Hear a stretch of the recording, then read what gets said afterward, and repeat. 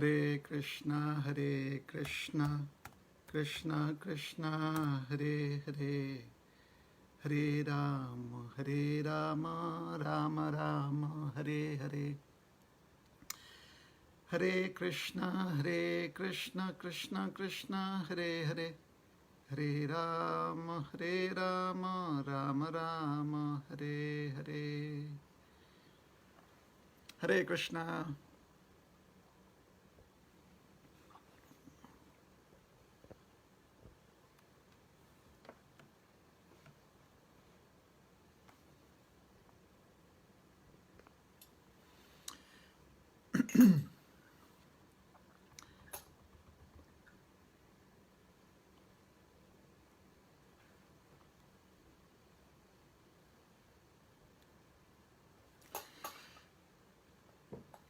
Jai Radha Madhava Kunja Bihari,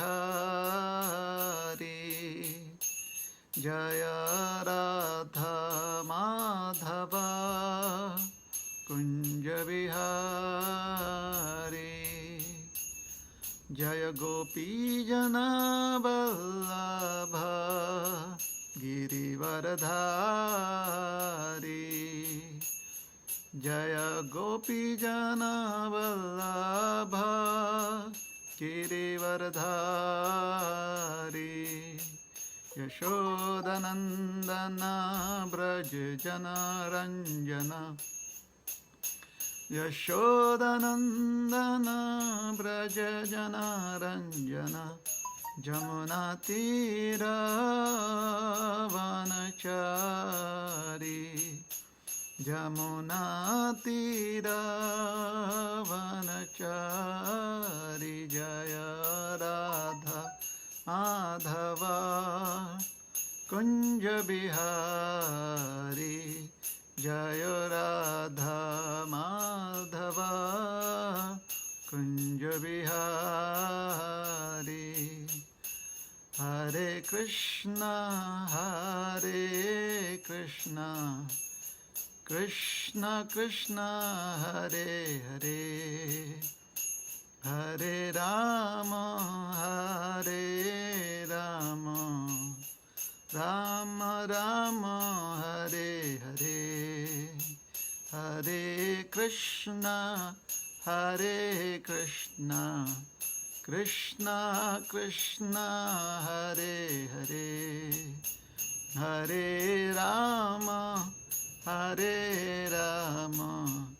Rama Rama, Hare Hare, Hare Krishna,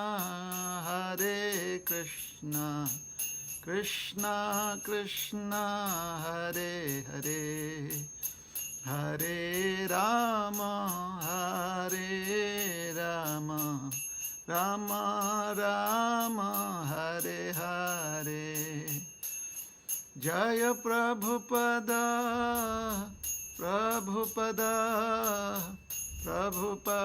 Srila Prabhupada,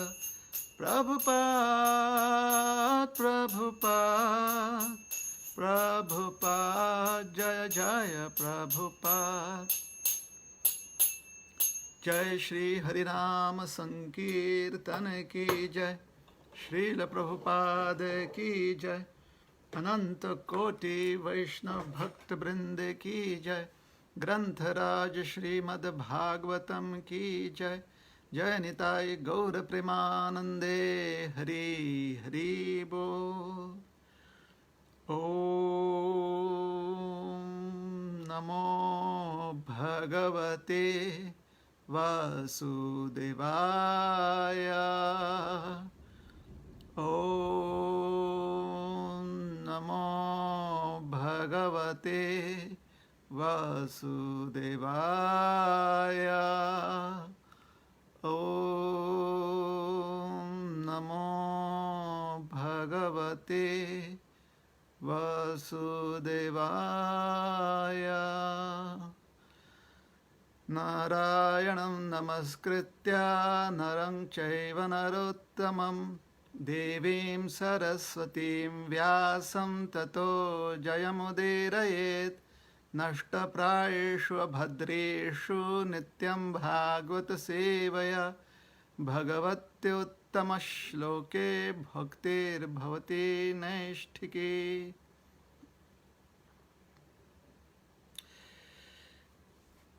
ग्रंथराज Shrimad Bhagavatam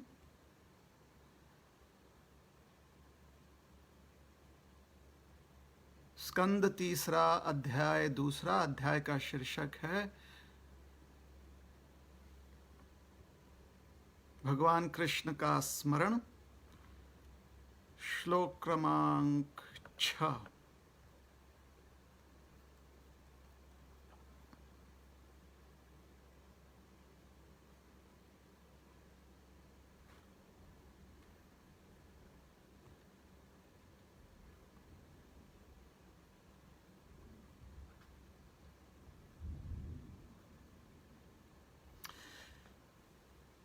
शनकैर्भगवल्लोकान् नृलोकं पुनरागतः विमृज्य नेत्रे विदुरं प्रीत्याहोत्थव उत्स्मयन्। शनकैर्भगवल्लोकान् नृलोकं पुनरागतः विमृज्य नेत्रे विदुरं प्रीत्यार्थव उत्स्मयन्। शनकैर्भगवल्लोकान् नृलोकं पुनरागतः विमृज्य नेत्रे विदुरं प्रीत्याहोद्धव उत्स्मयन्। शनकैर्भगवल्लोकान् नृलोकं पुनरागतः विमृज्य नेत्रे विदुरं प्रीत्याहोद्धव उत्स्मयन्। शब्दार्थ: शनकैः धीरे धीरे, भगवत भगवान, लोकात धाम से, नृलोकम मनुष्य लोक को, पुनः आगतः फिर से आकर, विमृज्य पहुँचकर, नेत्रे आँखें, विदुरम विदुर से, प्रीत्या स्नेहपूर्वक, आह कहा, उद्धव उद्धव ने, उत्स्मयन उन स्मृतियों के द्वारा। महाभागवत उद्धव तुरंत ही भगवान के धाम से, क्षमा कीजिएगा, अनुवाद: महाभागवत उद्धव तुरंत ही भगवान के धाम से मानव स्तर पर उतर आए और अपनी आंखें पोंछते हुए उन्होंने अपनी पुरानी स्मृतियों को जगाया तथा वे विदुर से प्रसन्न चित्त होकर बोले। तात्पर्य: श्री श्रीमद् अभय चरणारविंद भक्ति वेदांत स्वामी महाराज श्रील प्रभुपाद जी द्वारा। जब उद्धव ईश प्रेम के दिव्य भाव में मग्न थे तो वे बाह्य जगत के विषय से में सब कुछ भूल गए थे। शुद्ध भक्त निरंतर भगवत धाम में रहता है, यहाँ तक कि वर्तमान शरीर में भी, जो कि इस जगत से संबंधित है। शुद्ध भक्त पूरी तरह शारीरिक स्तर पर नहीं रहता, क्योंकि वह परमात्मा के दिव्य विचार में निमग्न रहता है। चूंकि अब उद्धव विदुर से बात करना चाह रहे थे, अतः उद्धव भगवत धाम द्वारका से नीचे उतरकर मनुष्यों के भौतिक स्तर पर आ गए। यद्यपि शुद्ध भक्त इस मर्त्य जगत में उपस्थित रहता है, किंतु भगवान की दिव्य प्रेमा भक्ति में लगे होने के कारण ही वह यहाँ पर रहता है, किसी अन्य भौतिक कारण से नहीं। जीव अपने अस्तित्व की स्थिति के अनुसार या तो भौतिक स्तर पर रह सकता है या भगवान के दिव्य धाम में। जीव में होने वाले पारिस्थितिक परिवर्तनों की व्याख्या भगवान श्री चैतन्य द्वारा श्रील रूप गोस्वामी को दिए गए उपदेशों में चैतन्य चरितामृत में की गई है। समस्त ब्रह्मांडों में सारे जीव अपने कर्म का फल जन्म जन्मांतर भोगते हैं। इनमें से कुछ जीव शुद्ध भक्तों की संगति में आकर रस प्राप्ति के द्वारा भक्ति करने का अवसर प्राप्त कर पाते हैं। यही आस्वाद भक्ति का बीज है।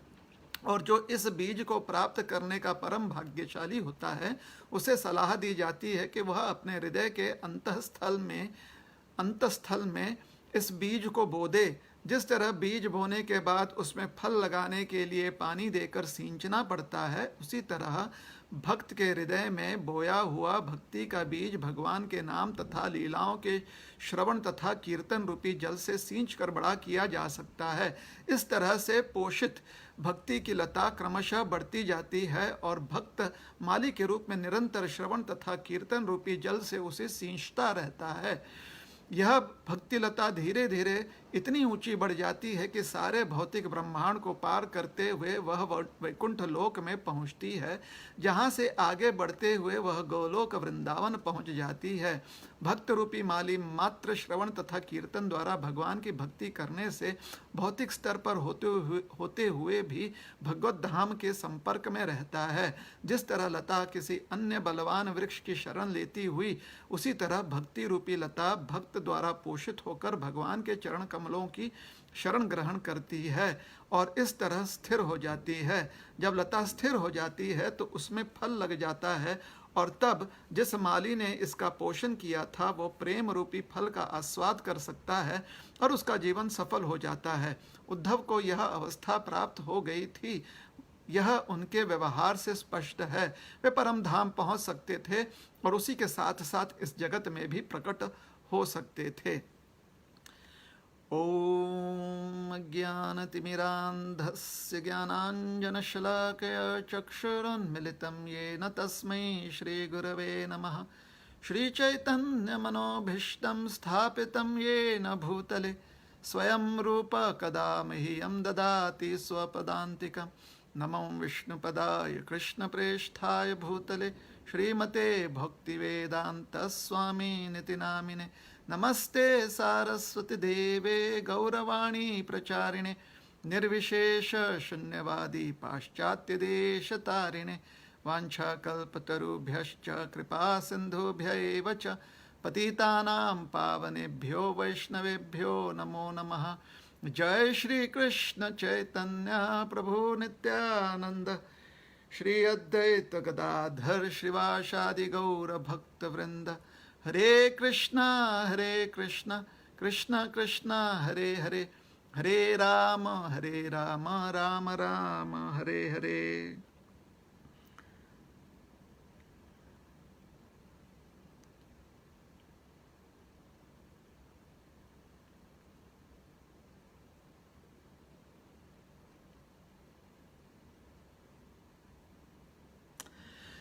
हरे कृष्णा।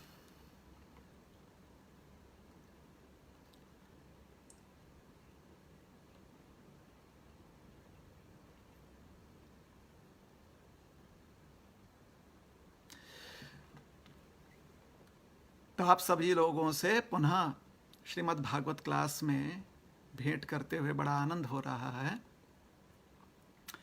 और यही प्रार्थना है भगवान से कि आप सब सुखी होंगे। आपको तो हम देख नहीं पा रहे हैं, लेकिन मन में आपके जो एक कल्पना कर रहे हैं, यही कल्पना कर रहे हैं कि आप लोग बड़े आनंदी होंगे और भागवत क्लास में आज आप बड़े उत्साह के साथ आए होंगे। आज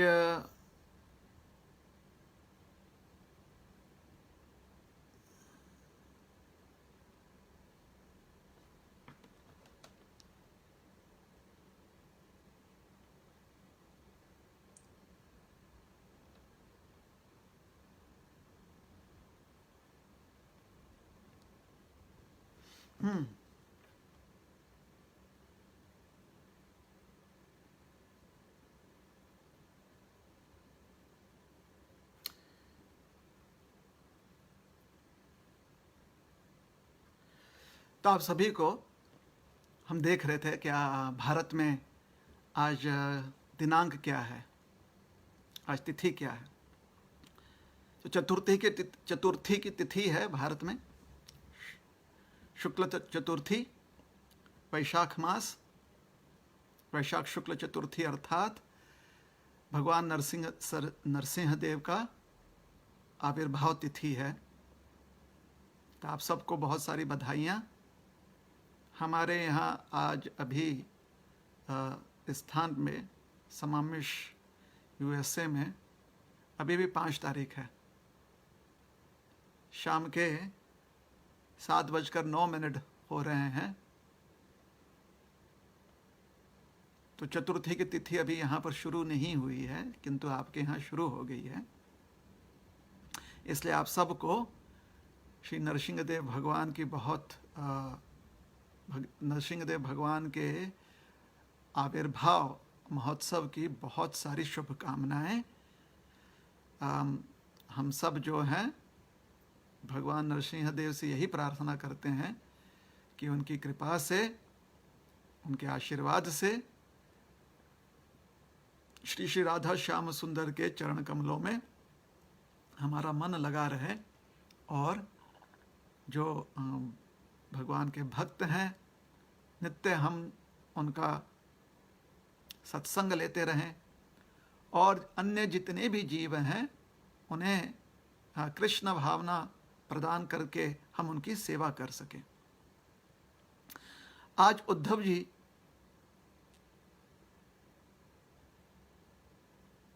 द्वारका नगरी से वापस लौट रहे हैं। मन के रथ पर बैठकर गए थे द्वारका नगरी। प्रभुपाद जी लिखते हैं कि उद्धव जी द्वारका नगरी जाकर आ गए। मन के रथ पर, मनोरथ पर विराजमान होकर उद्धव जी वहां पर गए। उद्धव जी को भगवान शब्द से संबोधित किया जा रहा है। शनकैर भगवन् लोकात् नृलोकं पुनः आगतः विमृज्य नेत्रे विदुरं प्रीत्या आह उद्धवः। विमृज्य नेत्रे विदुरम प्रीत्या उद्धव उत्स्मयन। ना, उद्धव जी को उद्धवी भगवत लोकान का अर्थ होता है भगवान के लोक जाकर विदुर जी लौटे हैं। श्रील प्रभुपाद जी भगवत लोकान के संदर्भ में कहते हैं कि उद्धव जी द्वारका से पुनः लौटे हैं, क्योंकि द्वारका नगरी से उद्धव जी का संबंध है। हाँ, कभी कभी क्योंकि हमने उस शब्द का प्रयोग किया था तो वो भी स्पष्ट करते, कभी कभी भगवान को जैसे भगवान कहते हैं वैसे ही भगवान के भक्तों को संबोधित करते हुए आदर से हम उन्हें भी भगवान कहते हैं। हे भगवान। भगवान का अर्थ होता है जो भगवान का भक्त हो, जिसके हृदय में भगवान निवास करते हैं या जिनकी कृपा से हमें भगवत प्राप्ति हो सकती है। किंतु यहाँ पर भगवत लोकान शब्द का प्रयोग किया गया है। तो लोक, जो लोक है उस शब्द को भगवत शब्द से उसके विशेषण के रूप में उसकी विशेषताओं को प्रकट की गई है यहाँ पर कि ये किसका लोक है, तो भगवान का लोक है। तो भगवान के लोक से उद्धव जी वापस लौटे हैं।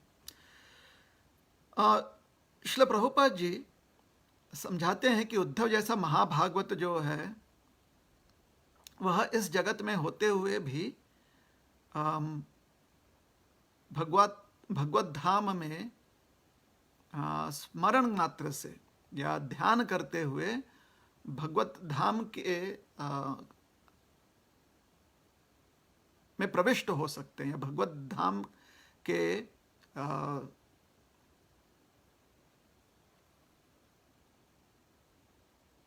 इस जगत में उनका शरीर रहते हुए भी मन से वो भगवत धाम में निवास कर सकते हैं। तो शरीर यहाँ पर है किंतु उनका मन जो है या उनका हृदय जो है वो भगवान के धाम में है। तो ऐसा कह सकते हैं कि एक समय पर उद्धव जी यहाँ पर भी हैं और वहाँ पर भी हैं, जो कि साधारणतः संभव नहीं होता लोगों के लिए। या तो आप इस जगत में मन लगा सकते हैं या तो आप भगवत धाम में मन लगा सकते हैं। उद्धव जैसे महान आत्मा जो हैं, महाभागवत जो हैं, जब इस जगत में सिर्फ भगवत सेवा हेतु इस जगत में विचरण करते हैं, तो यहाँ पर सेवा हेतु रहते हुए भी उनका हृदय जो है नित्य भगवान के धाम का और भगवान का स्मरण करते हुए जब भी आवश्यकता पड़े तब तब वो भगवत धाम में प्रविष्ट हो जाते हैं अपने मन द्वारा। तो ये शायद एक सिद्धि, ऐसा प्रतीत होता है कि एक सिद्धि है या शायद चमत्कार लगे। इस पर अभी चर्चा नहीं करेंगे, हम आगे थोड़ी देरी के बाद उस पर थोड़ी चर्चा करेंगे। अन्य एक विषय पर जो श्रील प्रभुपाद जी अपने तात्पर्य में काफ़ी जोर डाल रहे हैं वह है कि किस प्रकार से व्यक्ति ऐसे महाभागवत के स्तर को प्राप्त कर सकता है। उस पर प्रभुपाद जी हमारा ध्यान ले जाना चाहते हैं और हम भी चाहते हैं कि हमारा ध्यान जो है उस ओर जाए और जो श्रील प्रभुपाद जी समझाने का प्रयत्न कर रहे हैं वो हम अच्छे से समझ जाएं, और अगर उस समझ के उपरांत हमसे कुछ अपेक्षित है, हमसे कुछ क्रिया अपेक्षित है या हमसे कुछ कर्तव्य अपेक्षित है, तो हम वह कर्तव्य पालन करने का प्रयास करें, या अगर हमसे कोई क्रिया अपेक्षित है तो हम वह क्रिया करने का प्रयास करें, यही योग्य होगा। तो उस पर भी हम ध्यान देंगे। तो स्मरण जो उद्धव जी क्या कर रहे हैं यहाँ पर, स्मरण जो है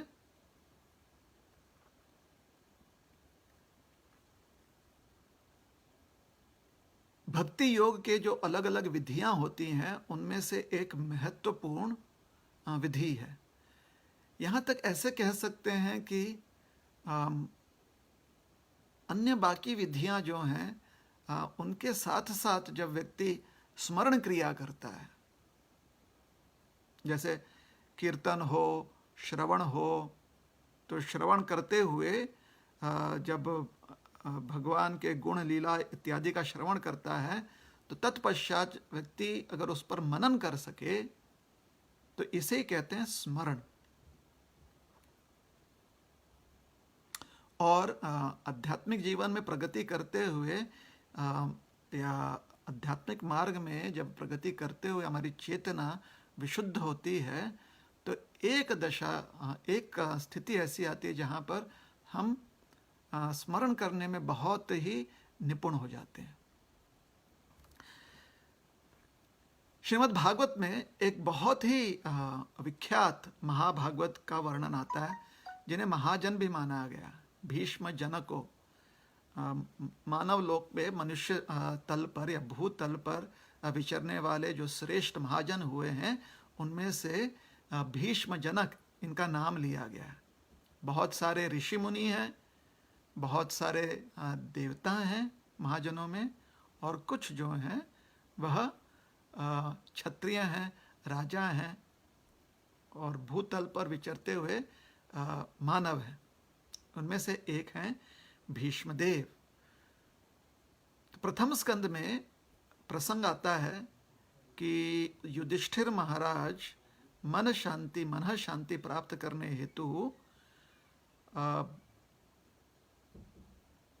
भगवान कृष्ण के आग्रह पर पांडवों सहित उस स्थान पर जाते हैं जहाँ पर भीष्मदेव जो हैं शरशैया पर या बाणशैया पर, शरशैया या बाणशैया पर भीष्मदेव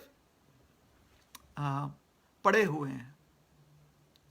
और वहाँ पर भीष्मदेव बहुत ही अच्छे से और बहुत ही विस्तार से और पूरी तरह से युधिष्ठिर महाराज को संतुष्ट करने के प्रयास में ज्ञान देते हैं। और एक समय ऐसा आता है कि भीष्मदेव भगवान कृष्ण को अपने समक्ष खड़े देखकर जो बड़ा ही योग्य व्यवहार है वह व्यक्त करते हैं। तो सुखदेव गोस्वामी कहते हैं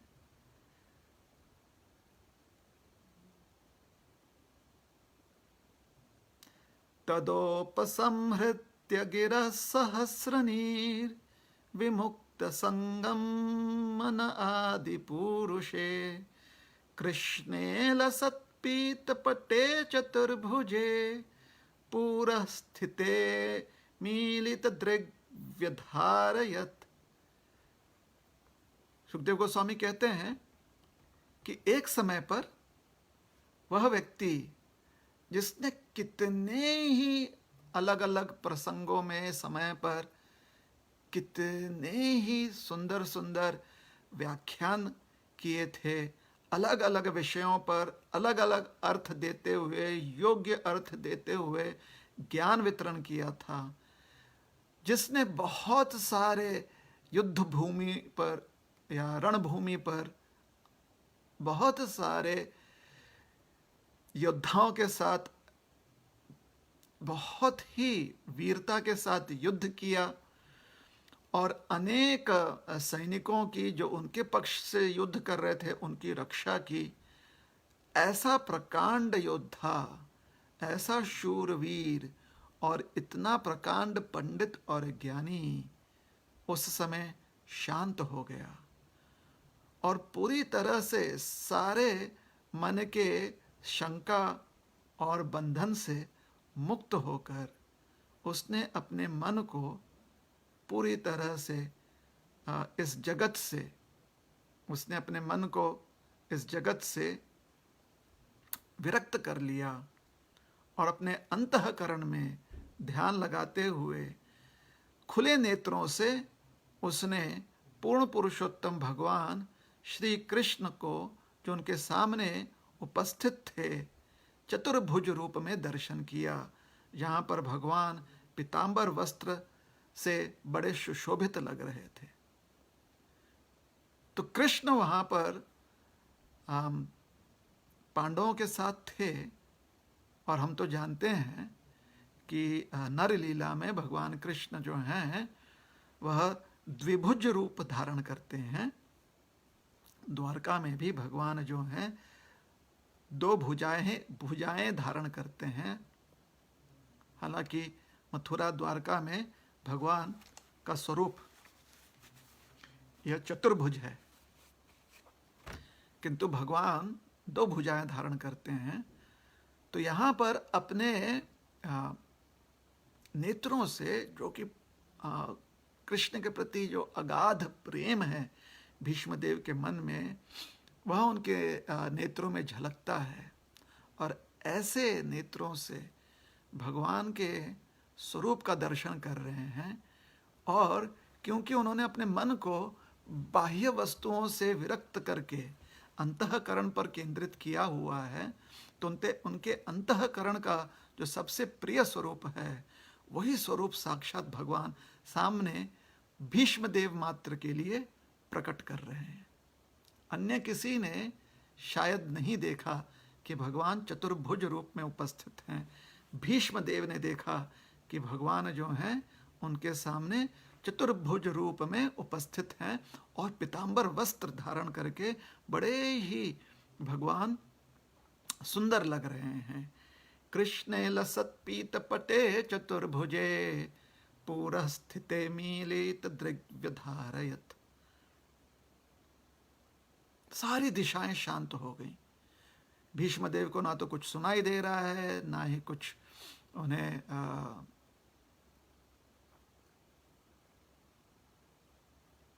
उनके मन जो है कहीं और भटक भी नहीं रहा है। पूरी तरह से मन जो है भगवान के ऊपर केंद्रित हो गया। तो यह जो भीष्मदेव जी की शक्ति है ये बहुत ही अद्भुत है। क्यों? क्योंकि भीष्मदेव जी ने अभी अभी इतना ज्ञान युधिष्ठिर महाराज को दिया था। कहाँ कहाँ से क्या क्या विचार करते हुए भीष्मदेव ने सुंदर ज्ञान प्रदान किया था युधिष्ठिर महाराज को, और अचानक कितने दक्षता से, कितने ही सुंदरता से भीष्मदेव ने अपने मन को तुरंत पूरी तरह विरक्त कर लिया संसार से, और अंतःकरण में भगवान की जो सुंदर छवि हमेशा बसती थी, वही अंतःकरण में उस पर ध्यान करने लगे, और साक्षात उनके नेत्रों के सामने भगवान उसी छवि में प्रकट हो गए, पीतांबर धारण किए हुए। विशुद्धया धारणया हताशुभश तदीक्षयैवाशुगता युद्धश्रमः निवृत्त सर्वेन्द्रियवृत्ति विभ्रमस् तुष्टावजन्यं विसृजन् जनार्दनम्। भगवान के सुंदर स्वरूप का दर्शन करते हुए भीष्मदेव पूरी तरह से एक बड़े ही प्रशस्त योगी की तरह नेत्रों से भगवान को देख रहे हैं, किंतु मन जो है उनका ध्यान मुद्रा में है। और ऐसे ध्यान मुद्रा में स्थित होते ही भीष्मदेव पूरी तरह से अपने जो भी भौतिक कलमश थी, उनके मन में थोड़ी चिंता थी कि हस्तिनापुर का साम्राज्य युधिष्ठिर महाराज के प्रवीण नेतृत्व में अच्छा तो रहेगा कहीं, किंतु पांडवों को कोई दुख ना पहुंचाए, मन में ऐसी शंका, थोड़ी सी चिंता थी।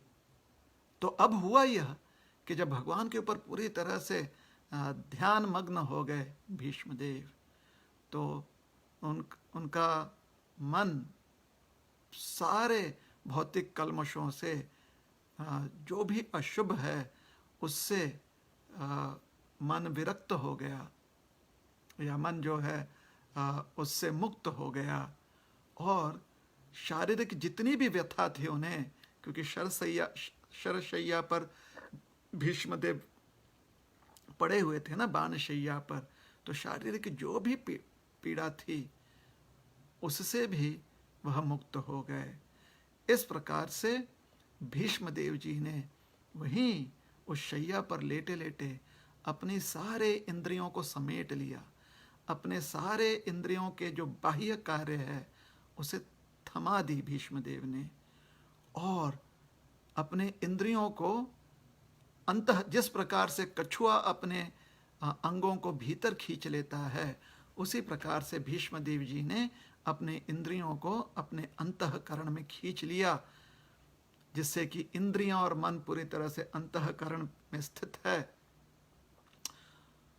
उनके इंद्रियों के बाह्य कार्य अब पूरी तरह से रुक चुके थे, और बड़े ही तीव्र मन से वो भगवान से प्रार्थना करने लगे।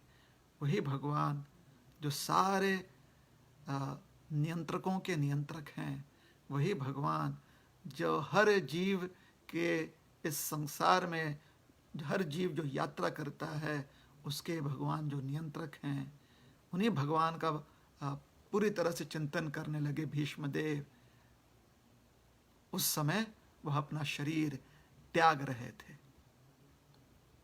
तो कितना सुंदर प्रसंग है ये कि सामने भगवान खड़े हैं और भीष्मदेव सामने भगवान के दर्शन कर रहे हैं अपने नेत्रों से, और ध्यान मुद्रा में भीष्मदेव जी पूरी तरह से स्थित हो गए हैं। पूरी तरह से भीष्मदेव जी स्मरण कर रहे हैं भगवान के सुंदर सुंदर लीलाओं का।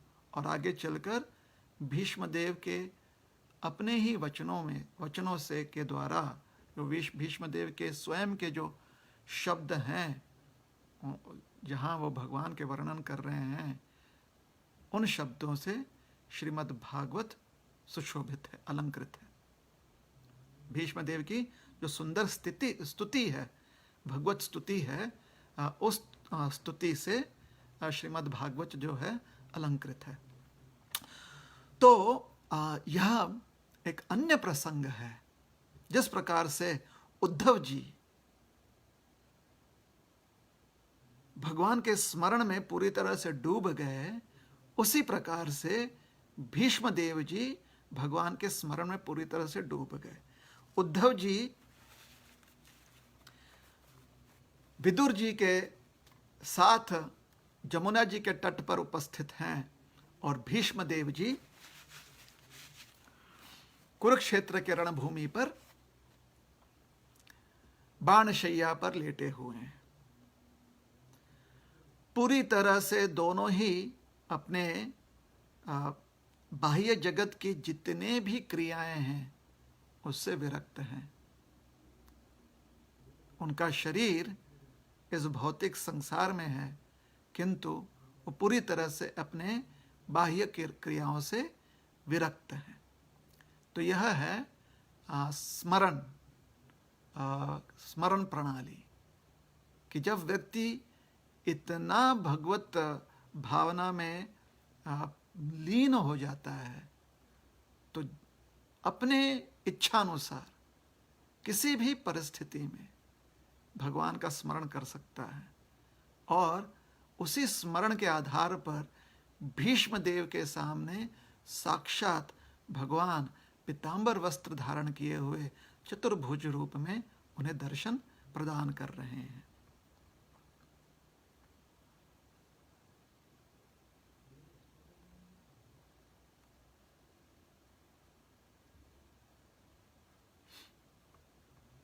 जब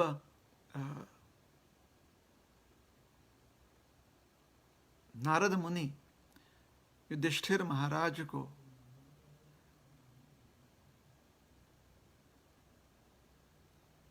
हिरण्यकशिपु का इतिहास और उनका इतिहास सुनाते हुए प्रहलाद महाराज के दिव्य गुणों का वर्णन कर रहे हैं, तो वह वर्णन इतना सुंदर है श्रीमद् भागवत के 7वें स्कंद में, जहाँ पर प्रहलाद के दिव्य गुणों का वर्णन किया जा रहा है। प्रहलाद जो सिर्फ एक बालक है, नारद मुनि कहते हैं कि बचपन से ही प्रहलाद महाराज जो बचकाने खेल होते हैं उसमें उनकी ज़्यादा रुचि नहीं होती थी। उनकी रुचि मतलब इतनी अरुचि थी कि उन्होंने ऐसे बचकाने खेल खेलना छोड़ ही दिया था। उनके पास किसी प्रकार के खिलौने नहीं होते थे जो अन्य बच्चे खेलते थे, क्योंकि अपने पिता के महल में रहते थे तो उनके पास भगवान कृष्ण के गुड्डे तो मिलते नहीं थे, ऐसे गुड्डों के साथ खेल नहीं पाते थे वो। जैसे उद्धव के संदर्भ में समझाया जाता है कि उद्धव जो हैं बचपन से ही भगवान के गुड्डों के साथ खेला करते थे। प्रहलाद महाराज के पास ऐसा अवसर नहीं था क्योंकि उनके पिता हिरण्यकशिपु वह भगवान विष्णु से, भगवान कृष्ण से बहुत ही द्वेष करते थे।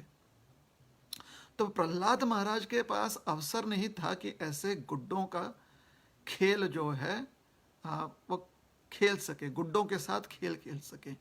और अन्य खेलों में प्रहलाद महाराज की तनिक भी रुचि नहीं थी। इसलिए जब भी कोई भी अन्य उनके हम उम्र के बच्चे सामान्य बचकाने खेल खेला करते थे तो प्रहलाद महाराज उस समय शांत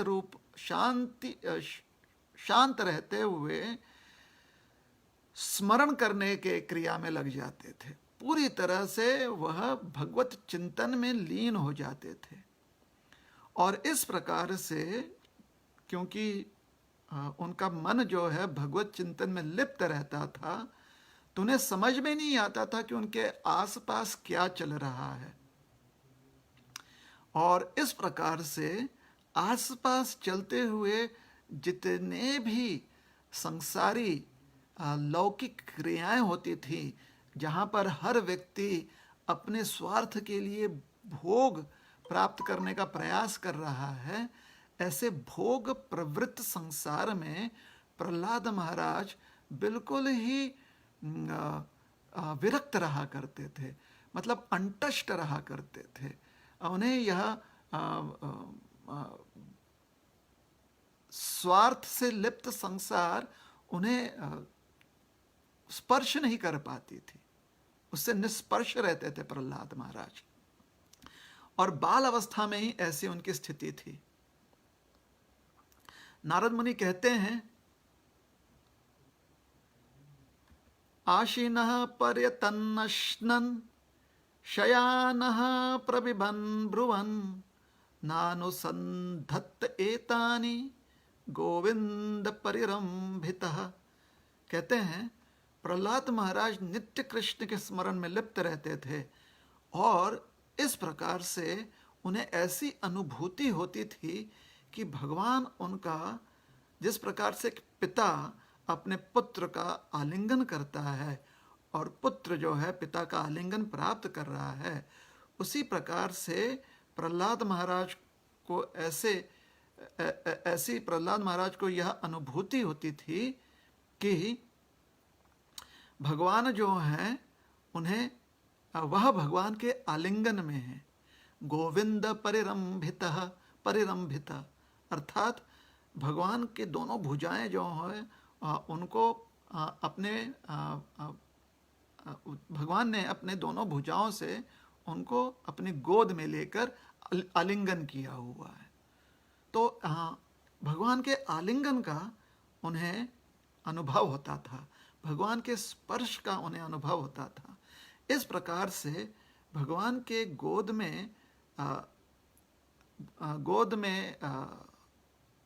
रहने का जो अनुभव है, उसकी वजह से प्रहलाद महाराज इतने अपने आप में ही रमे रहते थे, अपने आप में ही मग्न रहते थे कि साधारण क्रियाएं जैसे चलना, बैठना, सोना, खाना, पीना, दूसरों से बातचीत करना, वह बिना प्रयास किए ही उसे पूर्ण कर देते थे। मतलब किसी से अगर बातचीत करना है या कहीं पर जाना है, कहीं या फिर उन्हें विश्राम करना है, सोना है या लेटना है, तो विचार करके नहीं करते थे वो, बस ये क्रियाएं अपने आप उनसे हो जाती थी, क्योंकि उनका मन जो है वो कृष्ण की गोद में अपने आप को देखता था। उनका मन कि वो कृष्ण की गोद में भगवान का आलिंगन प्राप्त किए हुए बैठे हुए। तो कैसे ये सारी क्रियाएं हो जाती थी, प्रहलाद महाराज को स्वयं भी पता नहीं चलता था। क्वचित रुदती वैकुंठ चिंता शबल चेतनः, क्वचित धसती तच्चिंता लाद उद्गायति क्वचित। क्योंकि भगवान के चिंतन में वो इतने लीन रहते थे और इतनी प्रगत थे वो कृष्ण भावना में, इतने एडवांस थे वो अपने कृष्ण कॉन्शियसनेस में, कि कभी यह सोचकर रोने लगते कि भगवान की कितनी कृपा है, कभी यह सोचकर हंसने लगते कि भगवान की कितनी कृपा है, कभी यह सोचकर वह बहुत उमंग व्यक्त करते कि भगवान की कितनी दया है, और कभी यह सोचकर वो जोर जोर से नाचने और गाने लगते कि भगवान की कितनी कृपा है। बस भगवान ने हमें गोद में ले लिया है तो ये भगवान की कितनी कृपा है। तो कभी हंसते थे, कभी रोते थे, कभी उमंग में नाचते थे, गाते थे।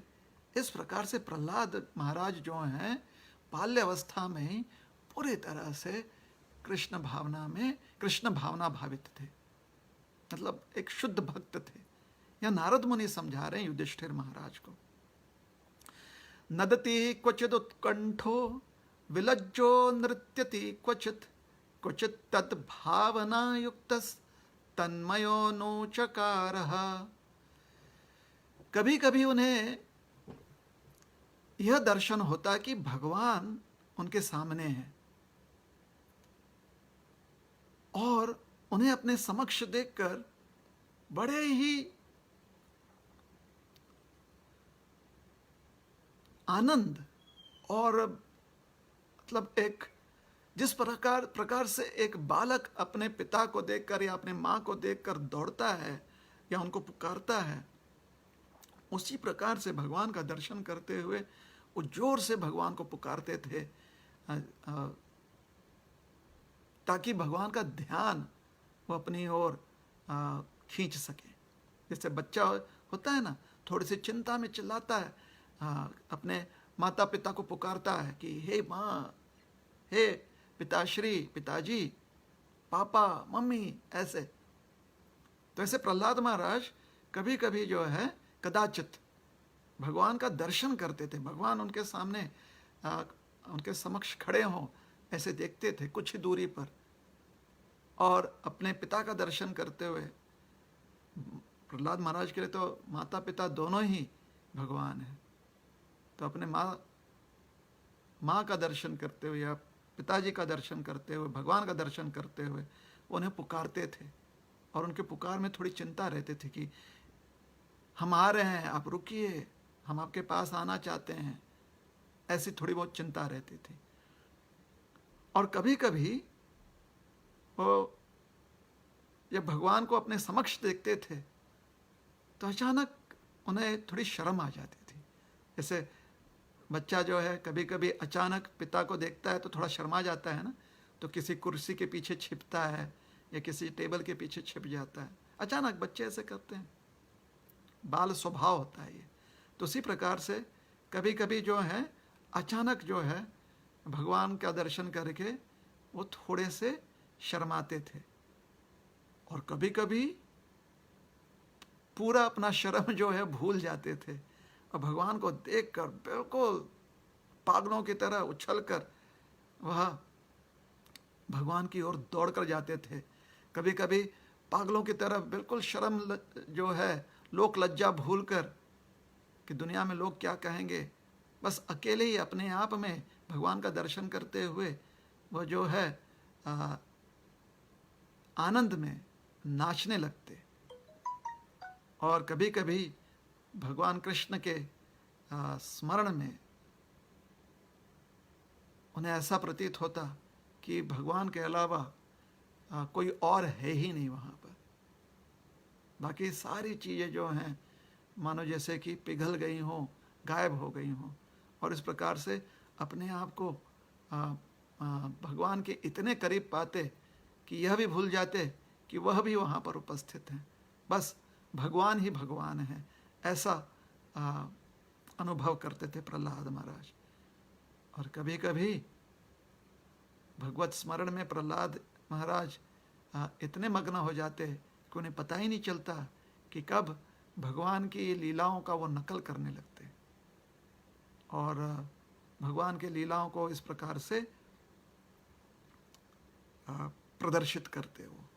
तो यह बालक प्रहलाद के यह सुंदर गुण जो हैं, यह नारद मुनि उसकी व्याख्या कर रहे हैं। आगे नारद मुनि कहते हैं, क्वचित उत्पुलकस्तूष्णीम आस्ते संस्पृश निवृत्तः। क्वचित उत्पुलकस्तूष्णीम आस्ते संस्पर्श निवृत्तः। अस्पंद प्रणयानंद सलीलामीलिकेत क्षणाः। तो क्वचित उत्पुलकस्तूष्णीम आस्ते संस्पर्श निवृत्तः। अस्पंद प्रणयानंद सलीला मिलिते क्षणः। सलील आमिलित क्षणः। कभी कभी ऐसा होता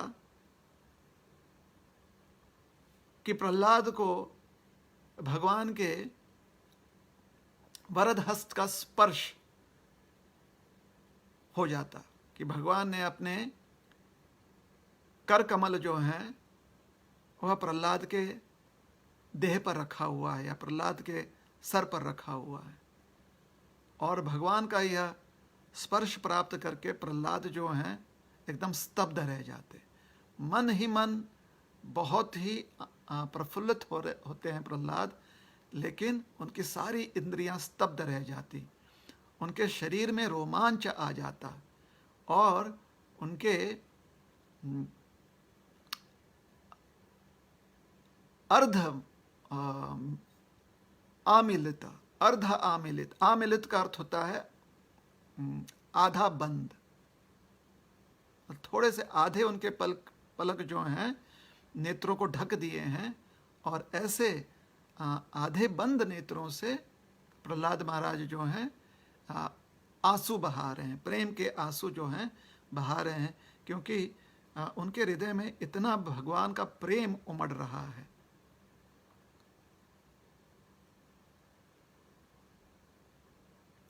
तो यह प्रहलाद महाराज के विषय में नारद मुनि उल्लेख कर रहे हैं। आज क्योंकि भगवान नरसिंह देव का आविर्भाव तिथि है, तो उचित है कि हम प्रहलाद महाराज के बारे में भी चर्चा करें, क्योंकि भगवान नरसिंह देव का आविर्भाव तो प्रहलाद के मन को संतुष्ट करने हेतु ही हुआ था ना। तो प्रहलाद महाराज जो है भगवान कृष्ण का स्मरण जब करते हैं तो इस प्रकार से उनको अलग अलग अनुभूतियां प्राप्त होती हैं, जिनका वर्णन श्रीमद् भागवत में किया गया है। कभी कभी लोग सोचते हैं कि भक्ति में अगर व्यक्ति प्रगत हो तो कैसे लक्षण होंगे उसके। तो प्रहलाद महाराज का पहला लक्षण जो है कि उनको संसार के खेलों में तनिक भी रुचि नहीं रहती है। लेकिन जैसे ही भगवान नरसिंह देव आते हैं तो सारे खेल याद आ जाते हैं, नाचने लगते हैं, गाने लगते हैं। भगवान का जब दर्शन होता है, स्मरण होता है, तो नाचते हैं, गाते हैं, दौड़ते हैं, भागते हैं, उछलते हैं, सारा खेल को याद आ जाता है प्रहलाद को। तो संसारी व्यक्तियों के साथ खेल खेलते हुए प्रहलाद महाराज का बिल्कुल मन नहीं लगता। उस समय वह शांत रह जाते हैं, क्योंकि उन्हें समझ में नहीं आता कि संसारी लोग कैसे ये खेल खेलते हैं जहां पर भगवान का स्मरण हो ही नहीं रहा है। प्रहलाद महाराज को ये बात समझ में ही नहीं आती थी कि खेल खेलते हुए संसार में व्यक्ति इतना क्यों स्वार्थी हो जाता है कि वह हमेशा चाहता है कि वही विजयी हो जाए, हमेशा चाहता है कि वह सुखी हो जाए, उसे लाभ मिले। तो प्रहलाद महाराज को ये बात बिल्कुल समझ में नहीं आती थी छोटी सी उम्र में, इसलिए वो शांत रहते थे। और शांत रहने का अर्थ ये नहीं कि अपनी दुनिया में रहते थे। शांत रहने का अर्थ होता है, प्रहलाद महाराज के शांत रहने का अर्थ है वो कृष्ण के स्मरण में पूरी तरह से लीन हो जाते थे। रिमेंबरिंग कृष्ण, कृष्ण का स्मरण करते रहते थे प्रहलाद महाराज। यही उनकी दुनिया थी, यही उनका जगत था, भगवत स्मरण। सो मानस, मन जो है ना, मन बहुत ही विशेष है।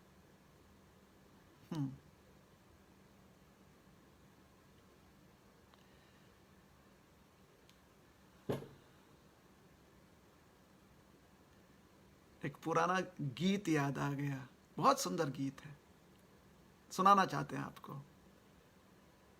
तोरा मन दर्पण कहलाए,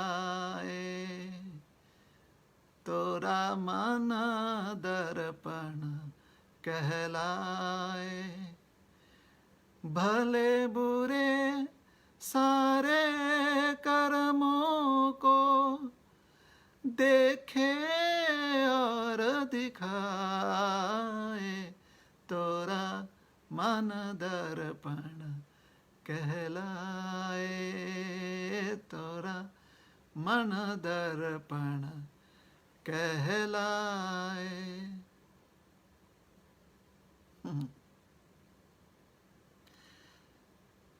तन की दौलत ढलती छाया, मन का धन अनमोल, तन के कारण मन के धन को मत माटी में रौंद, मन की कदर भुलाने वाला, मन की कदर भुलाने वाला, वीरा जन्म गवाए, तोरा मन दर्पण कहलाए, तोरा मन दर्पण कहलाए। भले बुरे सारे कर्मों को देखे और दिखाए, तोरा मन दर्पण कहलाए। ऐसे किसी कवि ने लिखा हुआ है। इन्होंने और भी बहुत सारी कविताएं लिखी हुई हैं। इस कविता का अर्थ बड़ा सुंदर है। तन की दौलत ढलती छाया, मन का धन न मोल। तन की दौलत ढलती छाया, मन का धन न मोल।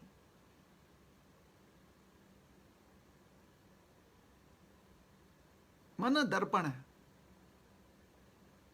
अगर मन में भगवान की छवि जो है या भगवान का अस्तित्व मन में विद्यमान हो जाए, सोचिए कोई ऐसा दर्पण जहां पर पहले से ही छवि जो है दिखाई दे रही, कुछ और छवि दिखाई नहीं देती है।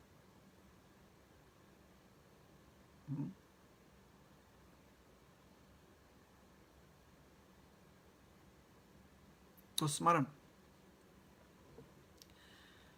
यहां पर ये जो गाना हमने गाया यहां पर, बहुत पुराना गाना है। कहीं से बोल मिल गए हमें, फिर से सोचा आज इसे गा ही देते हैं आपके सामने। तो यहां पर कवि कह रहे हैं कि क्या भला है क्या बुरा है, ये किसी के सुनने पर और सुनाने पर थोड़े व्यक्ति पूरी तरह से समझता है। वो तो स्वयं समझ जाता है ना कि क्या भला है क्या बुरा है। क्यों? क्योंकि उसका मन दर्पण है। उसका मन उससे दिखा देता है कि देख भैया, देख बहना, यही तेरे लिए भला है, ये तेरे लिए बुरा है। दूसरों से काहे पूछे, ये तेरा भला है, ये तेरा बुरा है। कृष्ण की सेवा करोगे, ये तेरा भला है। संसार के सेवा करने जाओगे, उसमें दुखी हो जाओगे।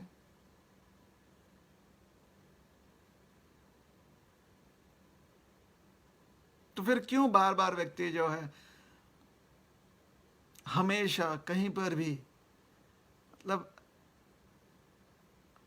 बचपन से हमने भी यही देखा हुआ है।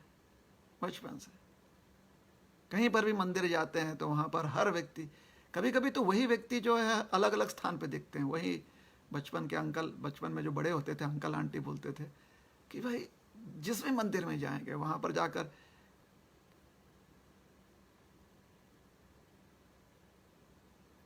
यहाँ पर भगवान से आशीर्वाद लिया, भगवान से आशीर्वाद मांगो कि हमेशा अच्छा कर्म करते रहो, कभी बुरा मत करो। अच्छा, ये बात तो ठीक है, बात समझ में आ गई।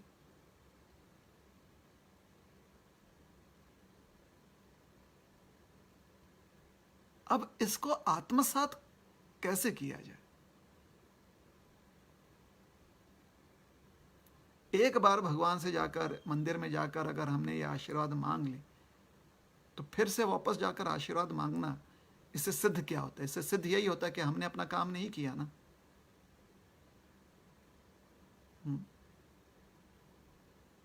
और हमने अपना काम नहीं किया है, हमने इतना परिश्रम नहीं किया है जिससे कि हम वह आशीर्वाद जो है हमारे जीवन में सिद्ध हो जाए।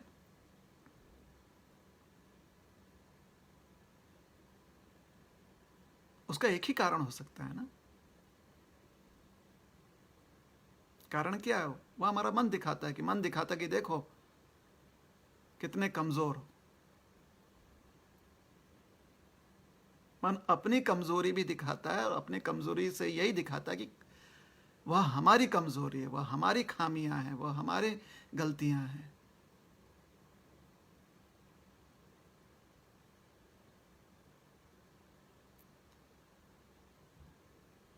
बहुत कम लोग होते हैं, कम लोग अर्थात ऐसे नहीं कि खाली एक दो होते हैं हजारों में है, क्योंकि जनसंख्या इतनी है। लेकिन जनसंख्या के हिसाब से बहुत कम लोग होते हैं जिनका मन बड़ा ही प्रबल होता है, अभ्यास के कारण, क्योंकि उन्होंने खूब परिश्रम किया है। उन व्यक्तियों ने तन का दौलत ज्यादा उसके ऊपर, उसे ज्यादा महत्व नहीं दिया। जितना योग्य है उतना तन की दौलत उन्होंने कमाई,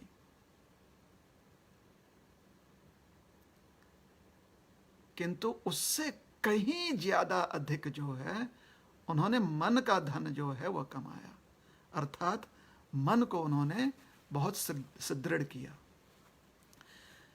तन की दौलत ढलती छाया, मन का धन अनमोल।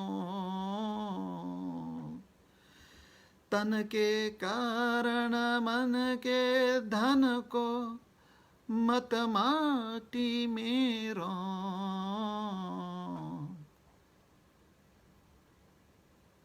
अपने इंद्रियों के सुख में कहीं ऐसा ना हो जाए कि हमारे मन को हम कमजोर बना दें और हमारा मन का धन जो है वह खत्म हो जाए।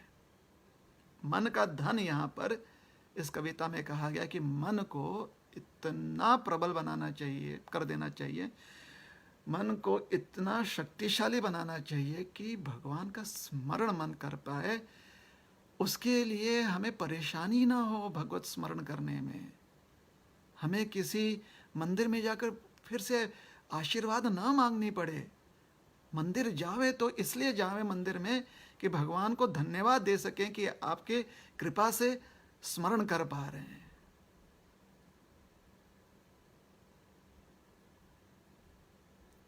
साधु संतों के पास जाकर, अलग अलग साधु संतों के पास जाकर वही आशीर्वाद मांगना, सिद्ध यही होता है ना कि किसी का आशीर्वाद काम नहीं किया,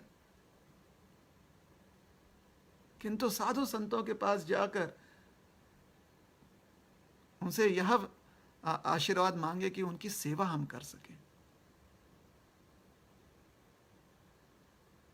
उनकी सेवा में हम क्या योगदान दे सकते हैं। कितना बड़ा आशीर्वाद है। किसी संत सेवा श्रेष्ठ सेवा मानी गई है, लेकिन अब संत सेवा के नाम पर खाली उन्हें भोजन देना इतना ही रह गया है कि भाई उन्हें थोड़ा भोजन दे दो या कपड़े लत्ते दे दो। संत सेवा का अर्थ यह भी होता है कि उनसे आशीर्वाद लिया जाए, कि जैसे भी उनकी सेवा होए वैसे हम कर सकें, ना कि आशीर्वाद ये मांगे कि मेरा मन बड़ा ही दुखी रहता है, बाबा आशीर्वाद दे दो कि मेरा मन शांत हो जाए। अरे 15 दिन पहले या 50 दिन पहले या 150 दिन पहले किसी और बाबा के पास तो ऐसे ही गए थे ना, तो लगता है उन बाबा का आशीर्वाद जो है 15 दिन में समाप्त हो गया, फिर से आ गए।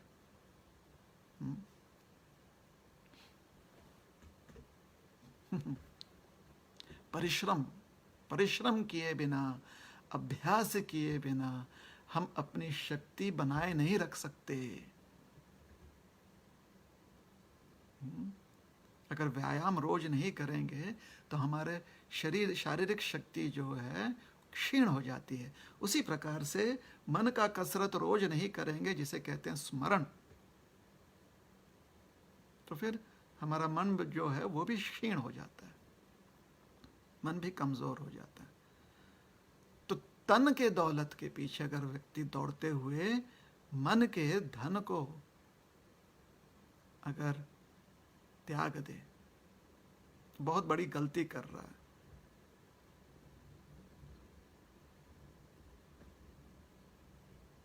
ऐसा व्यक्ति जो है अपना जन्म जो है गंवा रहा है। तो ऐसी गलती व्यक्ति ने नहीं करनी चाहिए। तो यहां पर उद्धव जी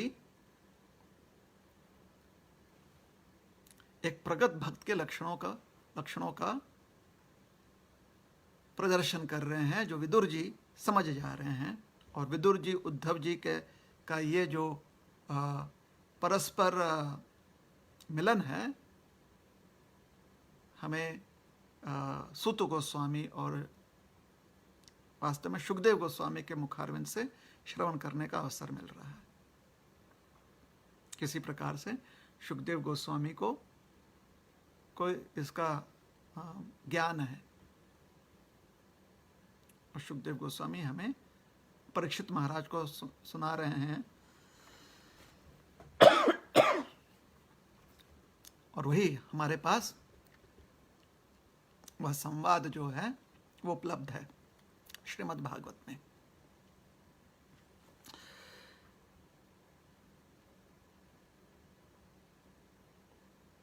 एक बार श्रील प्रभुपाद जी से श्रील प्रभुपाद जी अपने भक्तों से चर्चा कर रहे थे। तो श्रील प्रभुपाद जी कहते हैं कि जहां पर भी मैं जाता हूं तो मुझे पता चलता है कि हमारे संस्था में जो लोग हैं वो अक्सर पूछा करते हैं कि श्रील प्रभुपाद जी कहाँ हैं।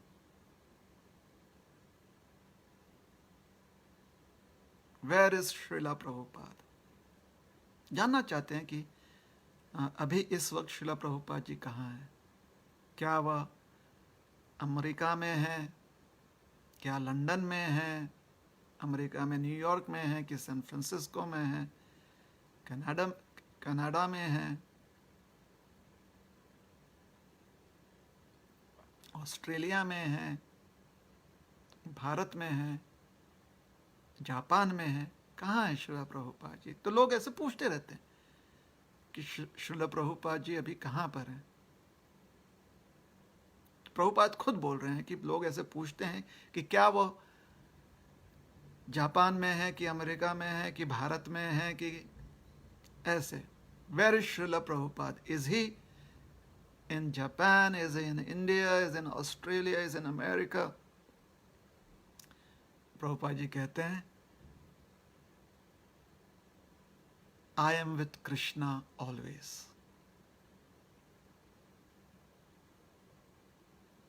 लोगों को लगता है कि प्रभुपाद शायद अभी जापान में, लोगों को लगता है कि प्रभुपाद अभी शायद भारत में होंगे। उत्सुक रहते हैं लोग जानने के लिए कहाँ पर हैं। तो प्रभुपाद कहते हैं कि हम हमेशा कृष्ण के साथ हैं। कहने का तात्पर्य यह है कि कहीं पर भी हम रहें, हम कृष्ण के साथ हैं, अर्थात कृष्ण के दिव्य धाम में हम हैं, वृंदावन धाम में हम हैं। जैसे उद्धव जी यहाँ पर जमुना जी के तट पर हैं, किंतु अपने स्मरण में वो श्री द्वारका धाम में है। ऐसे श्रील प्रभुपाद जी ने कहा कि हम कृष्ण के धाम में हैं, हम कृष्ण के साथ हैं। क्षमा कीजिएगा, प्रभुपाद ने कहा आई एम विथ कृष्ण।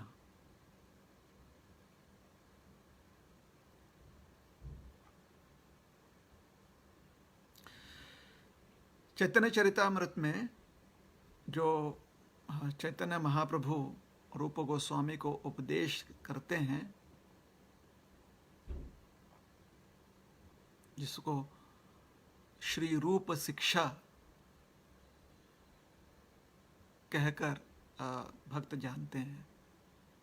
जैसे सनातन गोस्वामी को भी चैतन्य महाप्रभु ने उपदेश दिए, उसे कहते हैं श्री सनातन शिक्षा।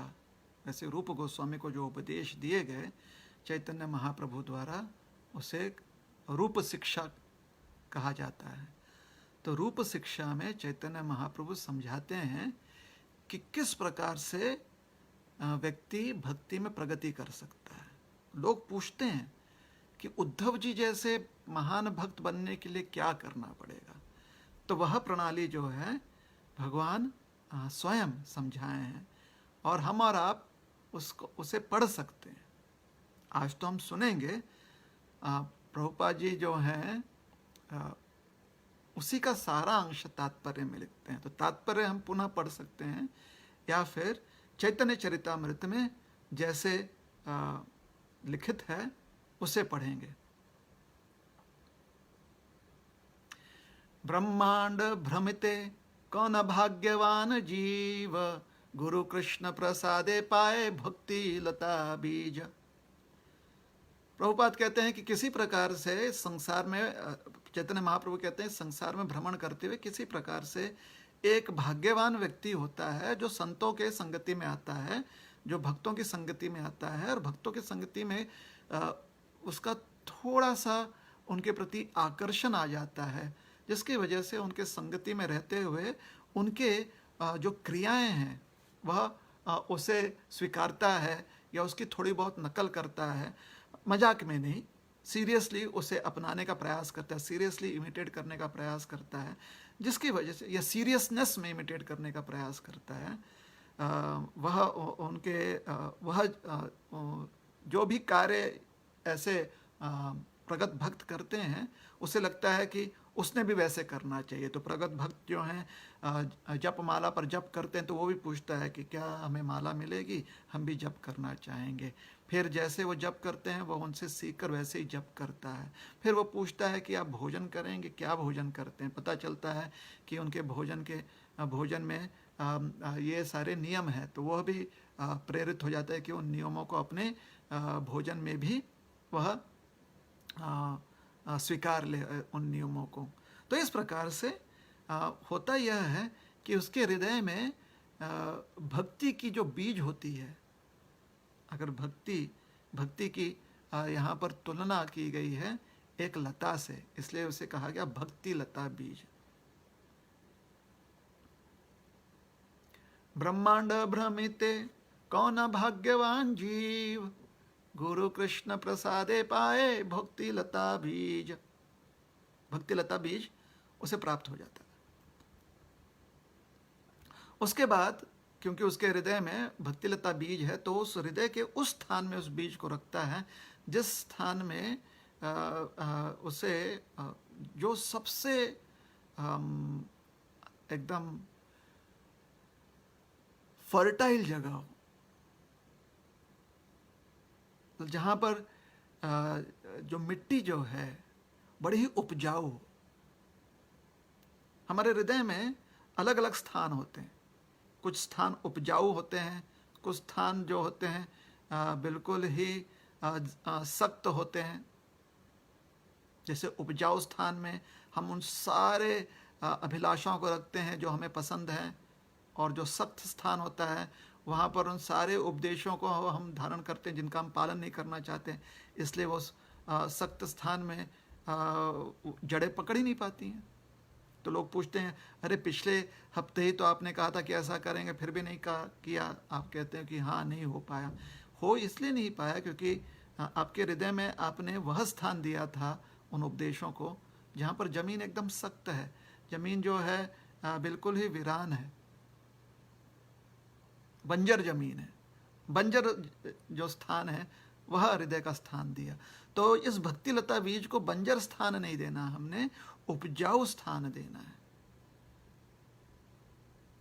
अर्थात हमें भक्ति के प्रति थोड़ी रुचि रखनी चाहिए। यह नहीं कि भक्ति का हम भक्ति के प्रति दुर्लक्ष्य करने लगे ना, उसके प्रति थोड़ी रुचि रहनी चाहिए। तो इस प्रकार से जब व्यक्ति इस भक्ति लता बीज को अपने हृदय के उस स्थान में बोता है जहाँ पर जमीन बड़ी उपजाऊ है, तो फिर वो क्या करता है? माली हो न करे से बीज आरोपण, श्रवण कीर्तन जले करे से चना। उसके बाद क्योंकि उसको उपजाऊ स्थान पर उसने ज़मीन को उपजाऊ स्थान में उसने बीज आरोपण किया हुआ है, तो अब उसको अंकुर फूटे, उसकी जड़ें आए और वह जो है बीज जो है उसका वर्धन हो, लता जो है अंकुर फूट फूट कर एक लता व्यक्त हो, पत्तियां आए, इस उद्देश्य से वो करता क्या है, उसे जल प्रदान करता है, उसे खुराक देता है, जल प्रदान करता है, खत देता है, जल प्रदान करता है। जब जल प्रदान करते हैं या खत देते हैं, इसको कहते हैं सिंचन करना। तो क्या खत है, क्या जल है, क्या खुराक है इस भक्तिलता बीज के लिए? श्रवण कीर्तन। जितना श्रवण कीर्तन व्यक्ति करेगा उतनी ही इस भक्तिलता भक्ति के लता का वर्धन होगा, जितना ही श्रवण करेगा। तो श्रवण कीर्तन जले करे सेचन, उपजिया बाड़े लता ब्रह्मांड भेदी जाय, वीरजा ब्रह्म लोक भेदी पर व्योम पाय। उपजिय बड़े लता ब्रह्मांड भेदी जाय, वीरजा ब्रह्म लोक भेदी पर व्योम पाय। तो जैसे अंकुर फूटता है और भक्ति लता जो है, भक्ति की लता जो है बढ़ने लगती है, तो कहाँ तक बढ़कर जाती है? वो ब्रह्मांड को भेदते हुए, विरजा पार करते हुए, ब्रह्मलोक के भी को पार करते हुए वो वैकुंठ में प्रवेश हो जाती है, वैकुंठ धाम में प्रवेश कर लेती है वो भक्ति लता। कैसे? सिर्फ श्रवण कीर्तन करने से। देखिए, प्रगति करना चाहते हैं तो श्रवण और कीर्तन कीजिए। तबे जाए तदुपरि गोलोक वृंदावन, कृष्ण चरण कल्प वृक्षे करे आरोहण। फिर वहां से वैकुंठ से, जहां पर श्रवण कीर्तन का जल और दिया जा रहा है, सिंचन किया जा रहा है, यह लता जो है गोलोक वृंदावन पहुंचती है और वहां पर कृष्ण के जो चरण कमल हैं, जो कल्प वृक्ष के समान हैं, उस कल्प वृक्ष के चारों ओर यह लता जो है अपने आप को, लता जो है उसे घेर लेती है, अर्थात उसे कस के पकड़ लेती है कृष्ण के चरण कमल को।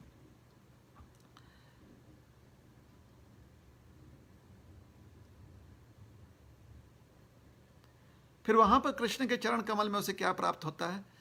ताहा विस्तारित होना फले प्रेम फल, हया फले प्रेम फल, इहा माली सेचे नित्य श्रवणादि जल। वहां पर कृष्ण के चरणों में वह भक्ति लता जो है फलित होता है। और ये फल क्या है? ये फल है कृष्ण प्रेम का।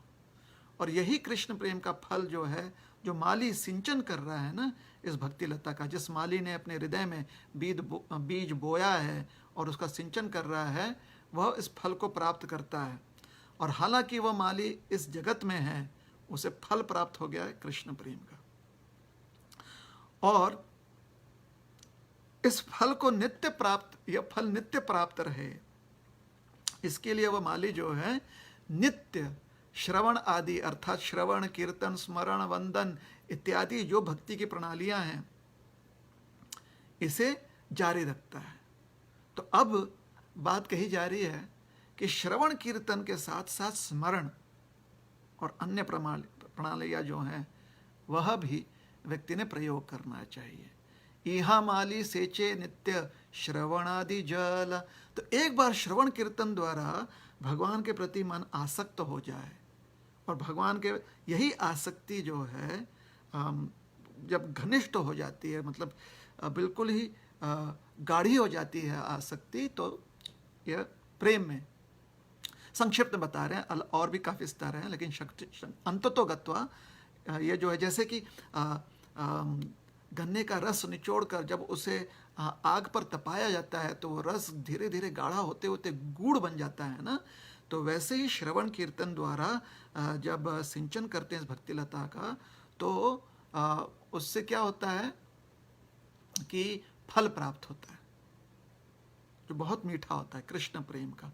अब हमें क्या करना है, क्योंकि उसके प्रति आसक्ति हो गई ना, कि वो गाढ़ा, उस जब वो आसक्ति बहुत गाढ़ी हो जाती है तो उसी को कहते हैं प्रेम। तो प्रेम जब थोड़ा बहुत झलकता है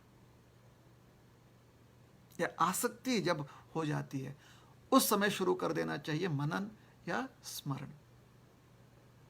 तो इस जगत में रहते हुए भी व्यक्ति जो है ऐसे प्रयास कर सकता है। आज श्रवण कीर्तन द्वारा अचानक मन में एक उत्साह आ गया कि ओह कृष्ण, आपकी सेवा नित्य करें हम, ऐसे विचार आ जाए तो तुरंत स्मरण शुरू कर देना चाहिए कृष्ण के गुणों का, कृष्ण की लीलाओं का, या वंदना करनी चाहिए कृष्ण की, या तुरंत जाकर मंदिर में कोई ना कोई सेवा करनी चाहिए।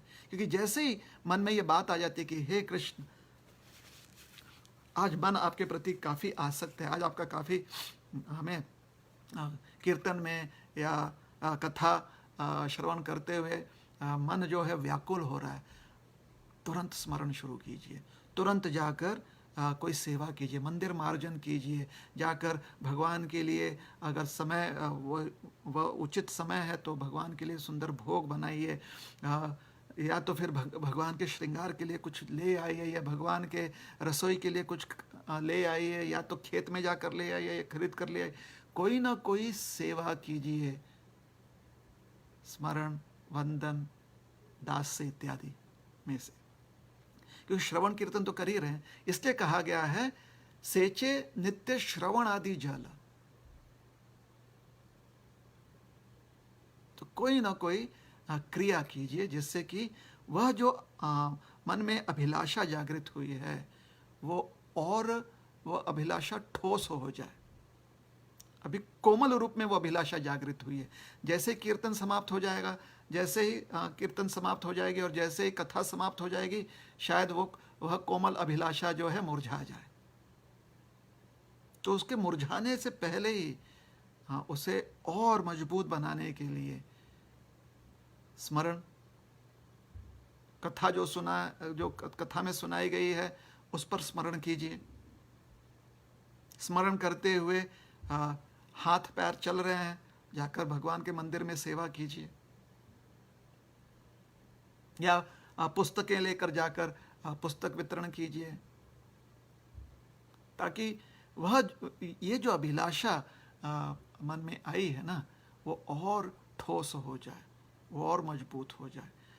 जैसे वो अभिलाषा मजबूत होती है, जब और आप तपस्या करते हो, श्रवण कीर्तन की तपस्या कर रहे हो, तो मानो जैसे कि कढ़ाई चढ़ी हुई है, अग्नि है श्रवण कीर्तन की, और उसमें आप जो हो अपने मन के जो अभिलाषाएं हैं उसे आप गाढ़ा कर रहे हो। तो जैसे ही अभिलाषा रस के रूप में प्राप्त हो जाए कढ़ाई में, तो श्रवण कीर्तन तेज कीजिए ताकि वो और गाढ़ा हो जाए। जितना वो गाढ़ा होता है और जितने ही आपको और रस मिलता है, वह रस आप उसके अंदर डालते रहिए, और गाढ़ा होते जाएगा, और गाढ़ा होते जाएगा, रस और आते रहेगा, और गाढ़ा होते जाएगा। जितने बार भी स्फूर्ति प्राप्त होती है, भगवान के प्रति समर्पण की स्फूर्ति प्राप्त होती है, तो उस स्फूर्ति को और गाढ़ा करना चाहिए।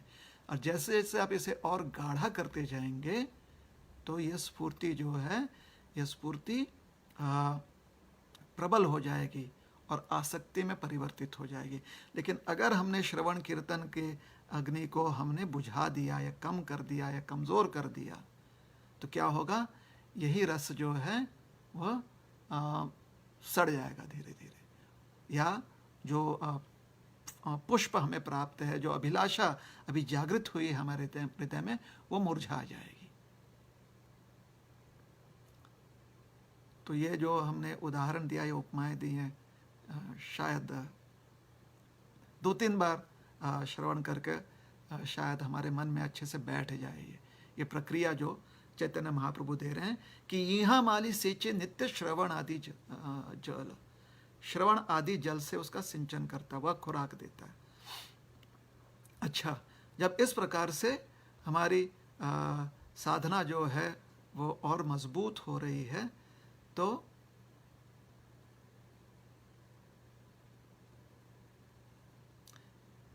ताते माली यत्न करी करे आवरण अपराध हस्तिर याछे न होय उद्गम। माली ने क्या करना चाहिए कि प्रयास करना चाहिए कि किसी प्रकार के जैसे माली होता है तो अपने लता को बचाने के लिए वो जो है एक फेंस लगाता है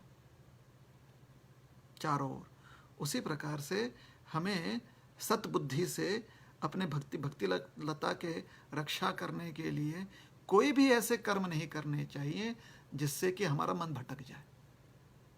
जैसे कि किसी का तिरस्कार करना, तो तिरस्कार जैसे करते तो मन भटकता है क्योंकि वो तिरस्कार मन में रह जाता है। या किसी के बारे में व्यर्थ चर्चा करना, या कोई व्यर्थ काम में मन लगाना, किसी व्यर्थ काम के बारे में विचार करना, तो ये सारी चीज़ें क्या होती हैं, ये जानवरों के रूप में आकर हमारी भक्तिलता के जो हमारी कोमल भक्तिलता है उसे खाने लगते हैं, उसे नोचने लगते हैं, तो हमारी भक्तिलता बढ़ ही नहीं पाएगी। तो इसलिए फेंस लगाना बहुत आवश्यक है। और ये फेंस कैसे लगा सकते हैं? सतबुद्धि से। बुद्धि दी है ना भगवान ने, तो बुद्धि का प्रयोग करें हम कि नहीं यह योग्य नहीं है, यह विचार योग्य नहीं है, यह क्रियाएं योग्य नहीं है। अगर कोई हमसे जबरदस्ती भी कहता है, हम उनसे स्पष्ट कह देते हैं कि नहीं नहीं नहीं, आप हमारे मित्र हैं लेकिन यह क्रिया हमें पसंद नहीं है। अब देखा जाए कि वो कैसे मित्र हैं, क्या आपकी बात मान लेंगे या मित्रता टूट जाएगी, वो तो उन पर निर्भर करता है ना। आप तो मित्र रहिए, लेकिन मित्रता के दबाव में आकर कोई ऐसा कर्म मत कीजिए जिससे कि आपका फेंस टूट जाए और ये ऐसे कृत्य जो हैं जानवर के, भूखे जानवर के रूप में आकर आपकी भक्तिलता को खा ले। ठीक है, आपने फेंस भी रख दिया, आपने बुद्धि का प्रयोग किया कि क्या योग्य क्या अयोग्य है। उसके बाद और एक चीज करना बहुत जरूरी है। किंतु यदि लतार संगे उठे उपशाखा भुक्ति मुक्ति वांछा जत असंख्य तार लेखा। जब आप उपजाऊ जमीन में जो फसल आप चाहते हो उसके बीज बोते हो, तो बिना आपके प्रयास किए हुए उसी उपजाऊ जमीन में बहुत सारे खरपत भी आ जाते हैं, वीड्स, जंगली घास। और कुछ कुछ तो ऐसे ही दिखते हैं जैसे कि आपने लगाया हुआ फसल बिल्कुल उनके जैसा ही स्वरूप होता है। तो ऐसे चीज़ों को कहा गया उपशाखा। उपशाखा अर्थात अन्य जंगली घास जो दिखने में लगता है कि आपकी भक्तिलता ही है, किंतु आपकी भक्तिलता नहीं है। श्रवण कीर्तन का जो जल आप उसे दे रहे हैं उससे ये घास ज़्यादा मजबूत हो जाते हैं और आपकी भक्तिलता को पूरी तरह से ये सफोकेट कर देते हैं और उसे पूरी तरह से दबा देते हैं, उसका वर्धन नहीं होने देते।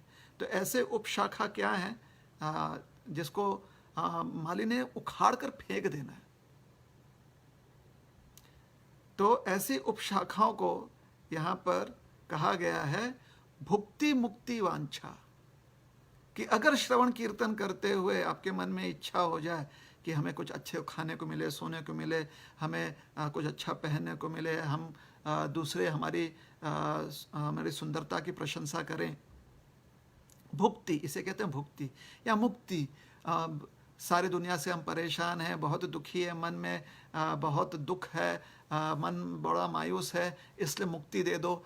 ऐसी अभिलाषा जब व्यक्ति करता है तो ये श्रवण कीर्तन करते हुए भक्तिलता के साथ साथ ऐसे उपशाखा जो हैं बढ़ रहे हैं, भुक्ति के रूप में या मुक्ति के रूप में। भुक्ति अर्थात बहुत ही स्वार्थी, बड़ा ही लालची, मुक्ति अर्थात बड़ा ही मायूस व्यक्ति। ये दोनों ही चीज़ें, लालच और मायूसी, ये भक्तिलता को दबोच देते हैं। इसलिए हमें प्रयास करना चाहिए कि जैसे ही ऐसे खरपत हमें दिखाई दें उसे उखाड़ कर फेंकिए, रुकिए मत किसी और के लिए, रुकिए मत कि किसी शुभ दिन उसे फेंका जाएगा, रुकिए मत कि नहीं नहीं आशीर्वाद लेकर ही हम करेंगे। ना ना, तुरंत आशीर्वाद पूरा है, भगवान ने आशीर्वाद दे दिया है, गुरुजनों ने आशीर्वाद दे दिया है, माली है ना हम। और बुद्धि का तो हमने प्रयोग किया ही है, बुद्धि भी हमारे पास है। तो खरपत जैसे ही उगने लगे, उसे जंगली घास जैसे दिखे उसे उखाड़ कर फेंक दीजिए। ध्यान रखिएगा, भक्ति लता बीज को उखाड़ना नहीं है, भक्ति लता को नहीं उखाड़ना है हमने, क्योंकि कुछ घास ऐसे होते हैं बिल्कुल भक्ति लता जैसे ही दिखते हैं, पता ही नहीं चलता। हमें लगता है कि अरे ये तो भक्ति में हमें इससे हमें आशीर्वाद ही मिलेगा, और पता चलता है कि वास्तव में हमें क्या मिल रहा है, उससे नुकसान हो रहा है। और ऐसे कुछ जो भक्ति लता की तरह ही दिखने वाले कुछ उपशाखा होते हैं, उनका वर्णन यहाँ पर किया गया है। निषिद्धाचार कुटी नाति जीव हिंसन लाभ पूजा प्रतिष्ठा दी यत उपशाखा गण। ऐसे कुछ उपशाखाएं जो बिल्कुल भक्ति लता की तरह दिखती हैं, समझ में ही नहीं आता है कि किसे उखाड़ा जाए, क्योंकि पहचान ठीक से नहीं, माली है, पहचान होनी चाहिए। तो हमें पहले से ही पहचान होनी चाहिए कि कौन सी लता हमारी भक्ति लता है और कौन सी लता जो है खरपत है। और खरपत जो जिन लताओं को कहा गया है, जो दिखने में बिल्कुल हमारी भक्ति लता की तरह हैं, वह है निषिद्धाचार। कोई भी ऐसा आचरण नहीं होना चाहिए जिससे कि हमारा मन प्रदूषित हो जाए। फिर दूसरा है कूटी नाटी। कूटी नाटी अर्थात इधर की बात उधर, उधर की बात इधर करना, है ना, जिसकी आदत पड़ी हुई है कि अपने जीभ को रोक नहीं सकते हैं, और दूसरों के कान में अपना जीभ हिलाना उनसे रुकता नहीं, कि दूसरों के कान में जाकर अरे ऐसा हो गया, वैसा हो गया, ऐसा हुआ, वैसा हुआ। कूटी नाटी। कूटी नाटी का अर्थ यह भी होता है कि बाहर कुछ और दिखाना और भीतर से कुछ और। हाँ जी, नहीं जी, आप तो बहुत अच्छे हैं, और बाद में जिस व्यक्ति की हम प्रशंसा कर रहे हैं सामने उनकी प्रशंसा करते हैं, और दूसरों के कान में जाके बोलते हैं बताना मत, हाँ बिल्कुल आपको ही बता रहे हैं और किसी को हमने नहीं बताया है, ये सीक्रेट बात है, ये जो व्यक्ति है ना ये ऐसा है। तो इसको कहते हैं कूटी नाटी। जीव हिंसन, किसी के प्रति ईर्ष्या द्वेष रखना, ये भी जो है खरपत, बिल्कुल भक्ति लता की तरह ही लगता है। तो क्या हो गया, अगर वो व्यक्ति हमसे द्वेष रखता है तो हम भी तो द्वेष थोड़ी रख रहे हैं, बस हम जो है रिएक्ट कर रहे हैं, हमारे मन में कुछ भी नहीं है। वो हमारे साथ अच्छा व्यवहार करे तो हम भी करेंगे, लेकिन ऐसी बात नहीं है, बात कुछ और है। बात क्या है, हमारे हृदय में उस व्यक्ति के लिए कहीं ना कहीं ईर्ष्या है। तो जीव हिंसन, हिंसा करना चाहते हैं, और उनको हम दुखी करना चाहते हैं, उन्हें परेशान करना चाहते हैं, उनके बारे में गलत बात बताना चाहते हैं दूसरे लोगों को। जीव हिंसन। जीव हिंसा का अर्थ यह भी होता है कि दूसरे प्राणियों को नुकसान पहुंचाना, विशेष करके जब व्यक्ति दूसरे प्राणियों का भक्षण करना चाहते हैं तो बहुत जीव हिंसा। तो यह भी खरपत है, पता ही नहीं चलता, हमें लगता है तो ये तो भोजन ही है, तो क्या प्रॉब्लम है, नाम जप करते हुए ये भी कर सकते हैं, नहीं। फिर होता है लाभ। लाभ मतलब किससे क्या फायदा हो, हाँ इनके साथ रहने में फायदा है, इनके साथ रहने में नुकसान है। तो जिसके पास रहने में फायदा है उनके साथ रहना। लाभ का ये अर्थ नहीं कि हम भक्ति में प्रगति करना चाहते, इनके साथ रहेंगे तो हमें सारे कार्यक्रम मिलेंगे, इनके साथ रहेंगे तो हमें भी मौका मिलेगा कि हम भी जो है कहीं पर अपनी प्रदर्शनी कर सकें। जैसे कभी कभी कुछ ऐसे शिष्य होते हैं वो अपने गुरु के साथ हमेशा रहते हैं, क्योंकि वो चाहते हैं कि बाकी लोग उनको बहुत प्रगत समझे कि भाई गुरु जी के आप इतने करीब हो, तो निश्चित रूप से आप तो बिल्कुल उनके परछाई की तरह हो। तो यह मौका प्राप्त करने के लिए कुछ लोग ऐसा करते हैं। तो इसे कहा गया है लाभ। लाभ प्राप्ति के लिए व्यक्ति जब ऐसे प्रयास करता है तो हालांकि वो श्रवण कीर्तन कर रहा है, यह लाभ का जो खरपत है, लाभ का जो जंगली घास है, वह वो जल प्राप्त करके, खुराक प्राप्त करके मोटा ताज़ा हो रहा है, और भक्ति लता जो बेचारी दुबली पतली रह जाती है। क्योंकि श्रवण कीर्तन करते हुए हमें लाभ चाहिए। और लाभ, उसके बाद पूजा अर्थात लोगों से हमें प्रशंसा चाहिए। हम चाहते हैं कि लोग हमें ऊंचे स्थान पर रखें, तो हम चाहते हैं कि लोगों के प्रशंसा के केंद्र बन जाए। तो ये भी खरपत है। और ये सारे घास अपने आप उगने वाले हैं। ऐसे नहीं कि कहीं और से आएंगे, ना। जैसे भक्तिलता के बीज आप बोओगे और सिंचन शुरू कर दोगे श्रवण कीर्तन के जल द्वारा, तो ये सारे खरपत अपने आप उगने वाले। तो ये पूजा। और फिर प्रतिष्ठा अर्थात मेरे अलावा किसी और की यहाँ पर सेवा नहीं होनी चाहिए, पूजा नहीं होनी चाहिए, प्रशंसा नहीं होनी चाहिए। और जहाँ पर भी हो सके उतने दूरी तक मेरी प्रशंसा पहुँचाई जाए। इसे कहते हैं प्रतिष्ठा।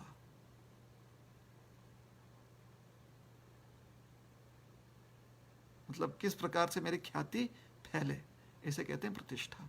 तो ये सारे चीज़ों के लिए व्यक्ति जब मन में जब तृष्णा उत्पन्न हो जाती, अभिलाषा उत्पन्न होती, तो समझ जाना चाहिए कि ये सारे खरपत उस उपजाऊ जमीन में तेजी से बढ़ रहे हैं और हमारी भक्तिलता जो है कमज़ोर हो गई है। तो उस समय माली ने करना क्या चाहिए? माली ने तुरंत जाकर इन शाखा उपशाखाओं को, ये जो खरपत हैं, ये जो जंगली घास हैं, जो हमारे लिए बड़े हानिकारक हैं, जो हमारे भक्तिलता को कमज़ोर कर देंगे, इसको उखाड़ देना चाहिए। नहीं तो हमारी भक्ति कभी भी विकसित नहीं होगी, हम कभी भी प्रगत नहीं हो पाएंगे, हम कभी भी स्मरण के उस स्तर पर नहीं पहुंच पाएंगे जहां पर शरीर यहाँ पर होते हुए भी मन जो है पूरी तरह से कृष्ण में मग्न है। प्रथमे उपशाखार करे छेदन, तबे मूल शाखा बढ़ी जाए वृंदावन। तो जो बुद्धिमान व्यक्ति होता है, बुद्धिमान भक्त होता है, वह जानता है कि ये खरपत आने ही वाले हैं। तो इसके पहले कि वो बहुत मजबूत हो जाएं, इसके पहले कि खा पी कर बहुत तंदुरुस्त हो जाएं, जैसे ही ये कोमल अवस्था में उसे दिखाई देते हैं, उसी समय करे छेदन, वो क्या करता है? उसी समय उन्हें उखाड़ कर फेंक देता है, उसे उसी तुरंत उन्हें काट देता है, जड़ से उखाड़ देता है उन्हें। उससे पीड़ा होगी। आपके हृदय से जब उन्हें उखाड़ोगे, आप इन शाखाओं को उखाड़ोगे, इस जंगली घास को उखाड़ोगे, तो दुख तो होगा, दर्द तो होने ही वाला है ना। अपनी प्रतिष्ठा त्यागते हुए दर्द किसी को नहीं होता है, अपनी पूजा त्यागते हुए किसे दर्द नहीं होता है? सबको होता है। लेकिन अगर प्रगति करना चाहते हैं कि हमारी भक्ति लता जो है वृंदावन पहुँचे, तो हमें यह कार्य करना ही पड़ेगा। और जो व्यक्ति इस प्रकार से कार्य करता है, उसकी भक्तिलता का किस प्रकार से उसकी भक्तिलता बढ़ती है? तबे मूल शाखा बढ़ी जाए वृंदावन। फिर वह मूल शाखा जो है, जो भक्तिलता जो है, वह बढ़ती है, बहुत तेजी से बढ़ती है, और बहुत मजबूत हो जाती है, और जाकर सीधे वृंदावन पहुंच जाती है, जहाँ पर भगवान कृष्ण के चरण कमलों में फलित होती है, जो फल है कृष्ण प्रेम का फल। प्रेम फल पाकी पड़े माली आस्वादय, लतावलंबी माली कल्प वृक्ष पाय। तो उस फल का आस्वादन जब वह फल जो है जब परिपक्व हो जाता है, और परिपक्व फल क्या होता है? अपने आप जो डाली है उससे गिर जाता है, तो वह परिपक्व फल गिरता है और माली को प्राप्त हो जाता है। जो माली इस भौतिक जगत में है, उस माली को फल प्राप्त होता है। माली जो है उस फल का आस्वादन करता है, और उस फल का आस्वादन करते ही कृष्ण प्रेम में पूरी तरह से लीन हो जाता है। और यही कृष्ण प्रेम जो है हमारे उद्धव जी भी यहाँ पर व्यक्त कर रहे हैं। तो अगर आपको ये परिभाषा पसंद आई हो, आपको ये जो व्याख्या है, ये विश्लेषण पसंद आई हो, तो कृपया करके चैतन्य चरितामृत मध्य लीला 19वां जो अध्याय है वह आप पुनः पढ़ सकते हैं। यहाँ से यहीं पर ये परिभाषा दी गई है। या फिर आप जो प्रभुपाद जी ने तात्पर्य दिया हुआ है वह तात्पर्य 3रा स्कंद 2रा अध्याय श्लोक क्रमांक 6 का तात्पर्य आप पढ़ लीजिए, तो अपने आप मन से सारी शंका निकल जाएगी कि कैसे हम जो हैं प्रगति करें। बहुत ही सरल शब्दों में जिसको हम बड़े आसानी से समझ सकते हैं, ऐसी भाषा में हमें समझाई गई है। तो चलिए हम सब जो है क्या करेंगे, अब अपने भक्तिलता बीज का हम ठीक से ध्यान देंगे, और अगर वो बीज अंकुरित हो चुका है, फलित अंकुरित हो चुका है, और उसमें से लता जो है प्रकट हो चुकी है, तो अब उसे मजबूत बनाना है। उस लता को हमें जितनी जल्दी हो सके उसे बढ़ने देना है, ताकि ब्रह्मलोक को भेजते हुए, विरजा नदी को भेजते हुए, वैकुंठ धाम में प्रविष्ट होते हुए वो गोलोक वृंदावन पहुंच जाए। हरे कृष्णा कृष्णा कृष्णा हरे हरे, हरे राम राम राम हरे हरे। हरे कृष्णा। अगर आप में से किसी के भी मन में प्रश्न कुछ होए तो कृपया करके आप कमेंट सेक्शन में लिख दें, वह प्रश्न हम तक पहुंचाए जाएंगे और उसका उत्तर देने का हम प्रयास करेंगे।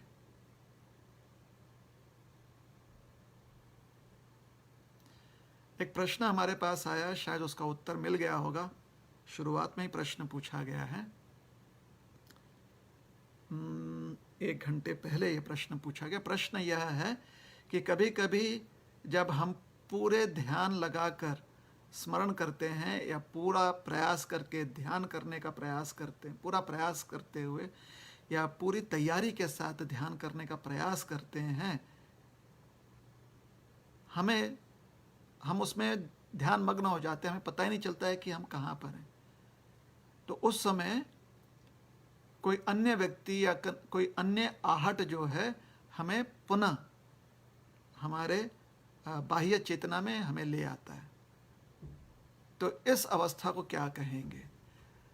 देखिए, ऐसी ध्यानावस्था जो है भुक्ति मुक्ति जो कामी हैं उनके भी जीवन में आ सकता है। जैसे अगर आपने देखा होगा पशु जगत में बगला होता है, वो बड़ा ध्यान से खड़ा रहता है, ऐसा लगता है कि पुरातन काल का कोई योगी हो, किंतु उसके ध्यान का उद्देश्य क्या होता है? मछली। वो जानता है कि अगर कहीं पर भी किसी भी आहट से या तो वह हिल जाए या कहीं और आहट हो तो उससे उसे अपना भोजन प्राप्त नहीं होगा। तो यह उदाहरण दिया जाता है, बगुले का उदाहरण शास्त्र में दिया जाता है यह समझाने के लिए कि हमारे ध्यान का हेतु क्या है। भुक्ति है कि हम ध्यान, इतना मन जो है मन को हम सशक्त बनाना चाहते हैं कि जो भी महत्वाकांक्षा अभिलाषा मन में हो उसे हम प्राप्त कर सकें। मतलब मन कहीं भटके नहीं, पूरे कंसंट्रेशन के साथ जो भी जीवन का एम्बिशन हो, जो भी जीवन की महत्वाकांक्षा हो वो हमें प्राप्त हो जाए। तो फिर ये बगले की तरह है। तो ध्यान है, किंतु उस ध्यान का लक्ष्य इस भौतिक जगत का सुख है। दूसरा ध्यान होता है जब व्यक्ति मुक्तिकामी होता है, इसे भी उपशाखा माना गया है। इन दोनों को भी उपशाखा माना गया, इन दोनों को भी खरपत माना गया। मुक्ति कामी क्या होता है? वो ध्यान में इसलिए लीन होना चाहता है क्योंकि इस जगत से पूरी तरह से विमुक्त होना चाहता है। ऐसे जो व्यक्ति ध्यान मग्न हो जाते हैं, उन्हें भी देखिए, मन को नियंत्रण करना ये आत्मा के लिए संभव है, क्योंकि आत्मा जो है उचित शक्ति है, मन जो है भौतिक है। तो जब आत्मा या हम जब अपने आप अपनी पहचान कर लेते हैं कि ये मन जो है मैं नहीं हूं, यह मन मेरा है, तो जब ये भेद कर कर मन के ऊपर हम अपना वर्चस्व स्थापित करना चाहते हैं, तो मन के ऊपर वर्चस्व जो है भुक्ति, मुक्ति और भक्ति किसी भी उद्देश्य से व्यक्ति कर सकता है, और उस उद्देश्य में सफल भी होगा व्यक्ति। तो मुक्ति की इच्छा से अगर व्यक्ति करता, मुक्ति की इच्छा से मतलब इतना संसार में मतलब परेशानी है, इतनी समस्या है, बस शांति से इन सब से पीछा छुड़ाकर कुछ नहीं करते हुए बस उससे दूर रहना है, तो ऐसे भी उद्देश्य से व्यक्ति ध्यान कर सकता है। क्योंकि ध्यान जो है, ध्यान की प्रणाली जो है वो यंत्रवत भी की जा सकती है, यंत्रवत प्रणाली भी है। तो कहने का अर्थ यह है कि आप अपने इच्छा और अपने क्या उसे कहते हैं, मनोबल से या आप अपने बुद्धि बल से, ये जो आपका अनेक शाखाओं में विभाजित जो मन है, जो आपका भौतिक मन है, उसको आप अपने मनोबल से, मतलब जो आपका अस्तित्व मन से अलग है, वह मनोबल, आपका जो आत्मबल है, ठीक है, उसको मनोबल नहीं कहते हैं, मन के ऊपर आप अपने आत्मबल से नियंत्रण कर सकते हो। और यह नियंत्रण भुक्ति और मुक्तिकामी लोग भी कर सकते हैं, कोई बड़ी बात नहीं, क्योंकि यंत्रवत ये प्रणाली है। किंतु इस ध्यान में आप इसी भौतिक जगत में रह जाते हो,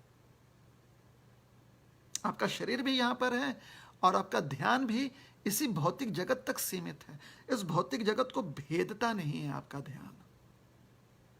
आपका ध्यान अगर आपने अगर ध्यान में भौतिक जगत को भेदना है, तो फिर आपके पास दिव्य ज्ञान और उस ज्ञान पर आधारित लक्ष्य होना चाहिए।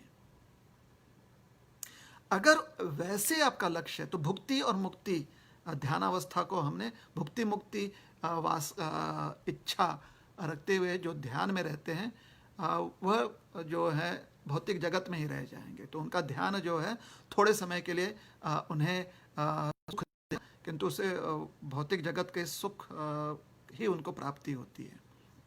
अच्छा, अब हम बात करेंगे उन लोगों का जो इस प्रकार से, जैसे उद्धव जी ध्यान मग्न हो चुके हैं, या विदुर जी जो हैं, विदुर जी के भी लक्षण कहीं और बताएंगे, चलिए विदुर जी का यहाँ पर नहीं बताते। प्रहलाद महाराज का क्योंकि चर्चा हमने प्रहलाद महाराज के चरित्र की गई थी। प्रहलाद महाराज, इनका ध्यान कैसा है? इनका ध्यान नित्य कृष्ण के प्रति जो इनका आकर्षण है उसमें है, और कृष्ण के प्रति जो आकर्षण उनका है वो सिर्फ शाब्दिक श्रवण पर नहीं है, वो उनकी अनुभूति पर आधारित है। तो प्रश्न अगर यह है कि कभी कभी आप ध्यान में चले जाते हो, उस समय सब कुछ भूल जाते हो, इसका अर्थ है कि आपका अभ्यास ठीक चल रहा है, किंतु इस जगत के आहट से पुनः आपका ध्यान टूट जाता है और इस जगत के में आप पुनः जो हो लिप्त हो जाते हो। इसका अर्थ है कि आपका अभ्यास और आगे जारी रखिए, जगत में लिप्त नहीं होना है। प्रहलाद महाराज कैसे चलते थे, कैसे उठते थे, कैसे बैठते थे, कैसे खाते थे, इसकी उनकी सूध बूध रहती ही नहीं थी, और वो क्रिया हो भी जाती थी। अगर आप और हमारे साथ ऐसी घटना होती है, तो इसका मतलब है कि हमारा जो ध्यान अवस्था है वो काफ़ी गाढ़ा हो चुका है, अभी भगवान के प्रति आसक्ति हो रही है। किंतु जब हम अपने ध्यान से हमारा ध्यान जब टूट जाता है और हम बाह्य चेतना में आ जाते हैं, और बाह्य चेतना में आते ही फिर से संसार में लिप्त हो जाते हैं, तो इसका अर्थ है कि पुनः समय मिलने पर हमें अपने ध्यान को और गहरा करना पड़ेगा। जितने गहराई से हम अपने ध्यान में जाएंगे, उतने ही बार जब जब ध्यान टूटेगा कृष्ण के प्रति, जैसे प्रहलाद महाराज को लगता था ना कृष्ण का कि गोद में वो बैठे हुए हैं, कृष्ण का आलिंगन प्राप्त है परिरंभितः, वैसे ही अपने स्वामी का हमें स्पर्श प्राप्त है। सोते जागते खाते पीते ऐसी अवस्थाओं में भी हम उनके स्पर्श की अनुभूति कर सकते हैं।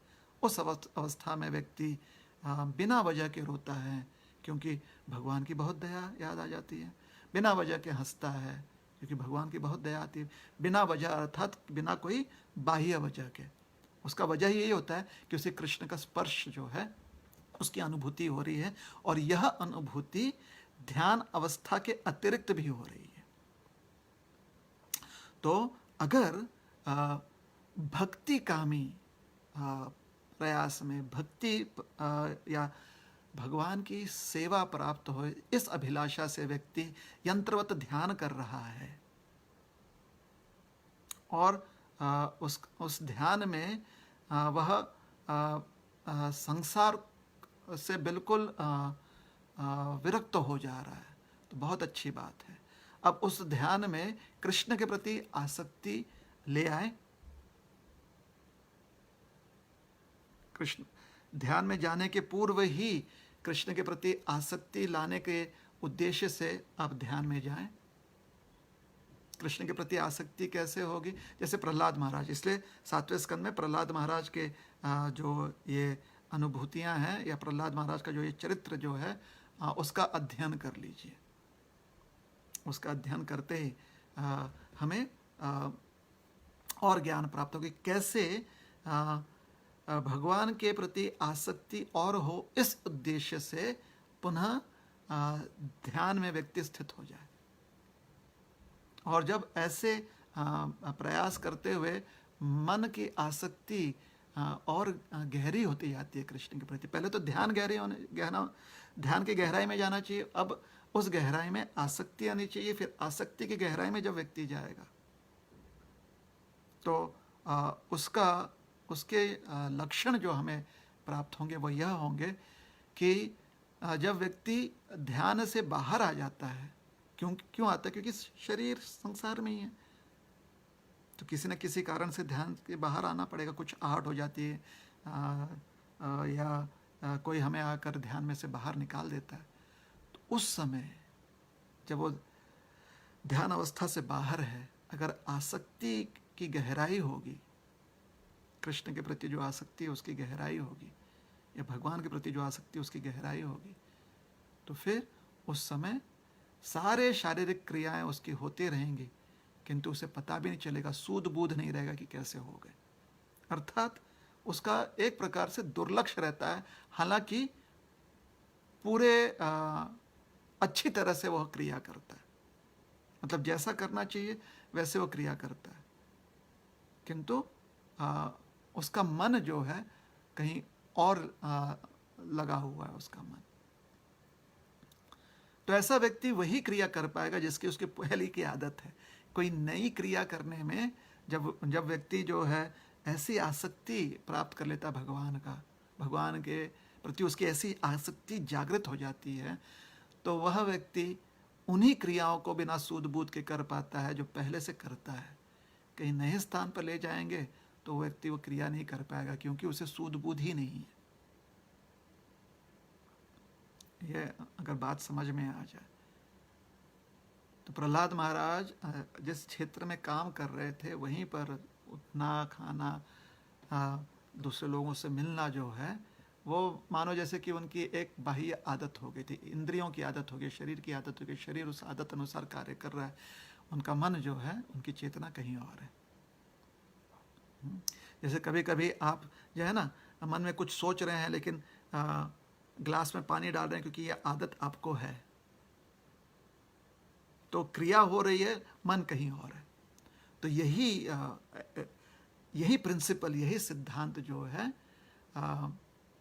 उस समय लागू होती है जब व्यक्ति ध्यान में इतना गहराई तक चले जाता है कि वहाँ पर आसक्ति, और आसक्ति में इतनी गहराई तक व्यक्ति चले जाता है कि जब ध्यान के बाहर व्यक्ति निकल जाता है, उस समय वो बाकी क्रिया, मतलब पानी जग से ग्लास में डाल रहा है, लेकिन मन जो है तो इसकी सूद बूद नहीं है, हालांकि कर रहा है, ठीक से कर रहा है क्रिया। मन जो है कृष्ण में ही लगा हुआ है। इसलिए कभी वो व्यक्ति हंसता है, पानी डालते हुए ऐसे करता है, कुछ याद आ गया कृष्ण का। कभी ऐसे पानी डालते हुए उसके आंख से आंसू की धाराएं बहने लगती हैं, कुछ याद आ गया कृष्ण के बारे में, कृष्ण की कृपा, कृष्ण की कृपा। कभी पानी ऐसे डालते हुए नाचने लगता है वो। तो इसलिए आज हमने एक तो नरसिंह चतुर्दशी है, इसलिए प्रहलाद महाराज के स्तुति करने का प्रयास किया है, और साथ ही साथ प्रहलाद महाराज के बारे में जो विवरण किया गया है वह स्मरण क्रिया, भगवान के प्रति जब स्मरण प्रणाली व्यक्ति अपनाता है या स्मरण करता है भगवान का, जो बहुत ही तीव्र स्मरण हो, तो कैसे उसके लक्षण हैं उसका वर्णन किया गया है। तो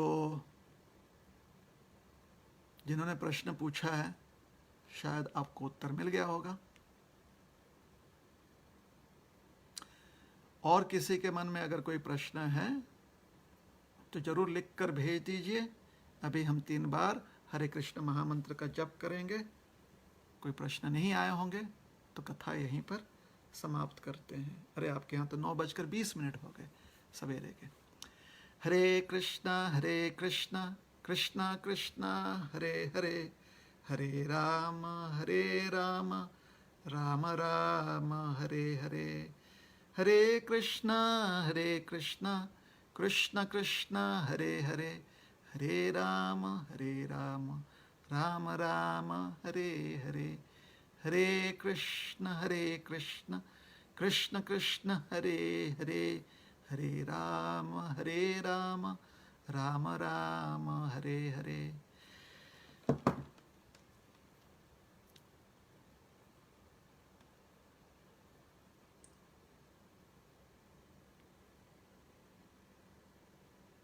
और कोई भी प्रश्न नहीं आए हैं, आपका बहुत बहुत धन्यवाद।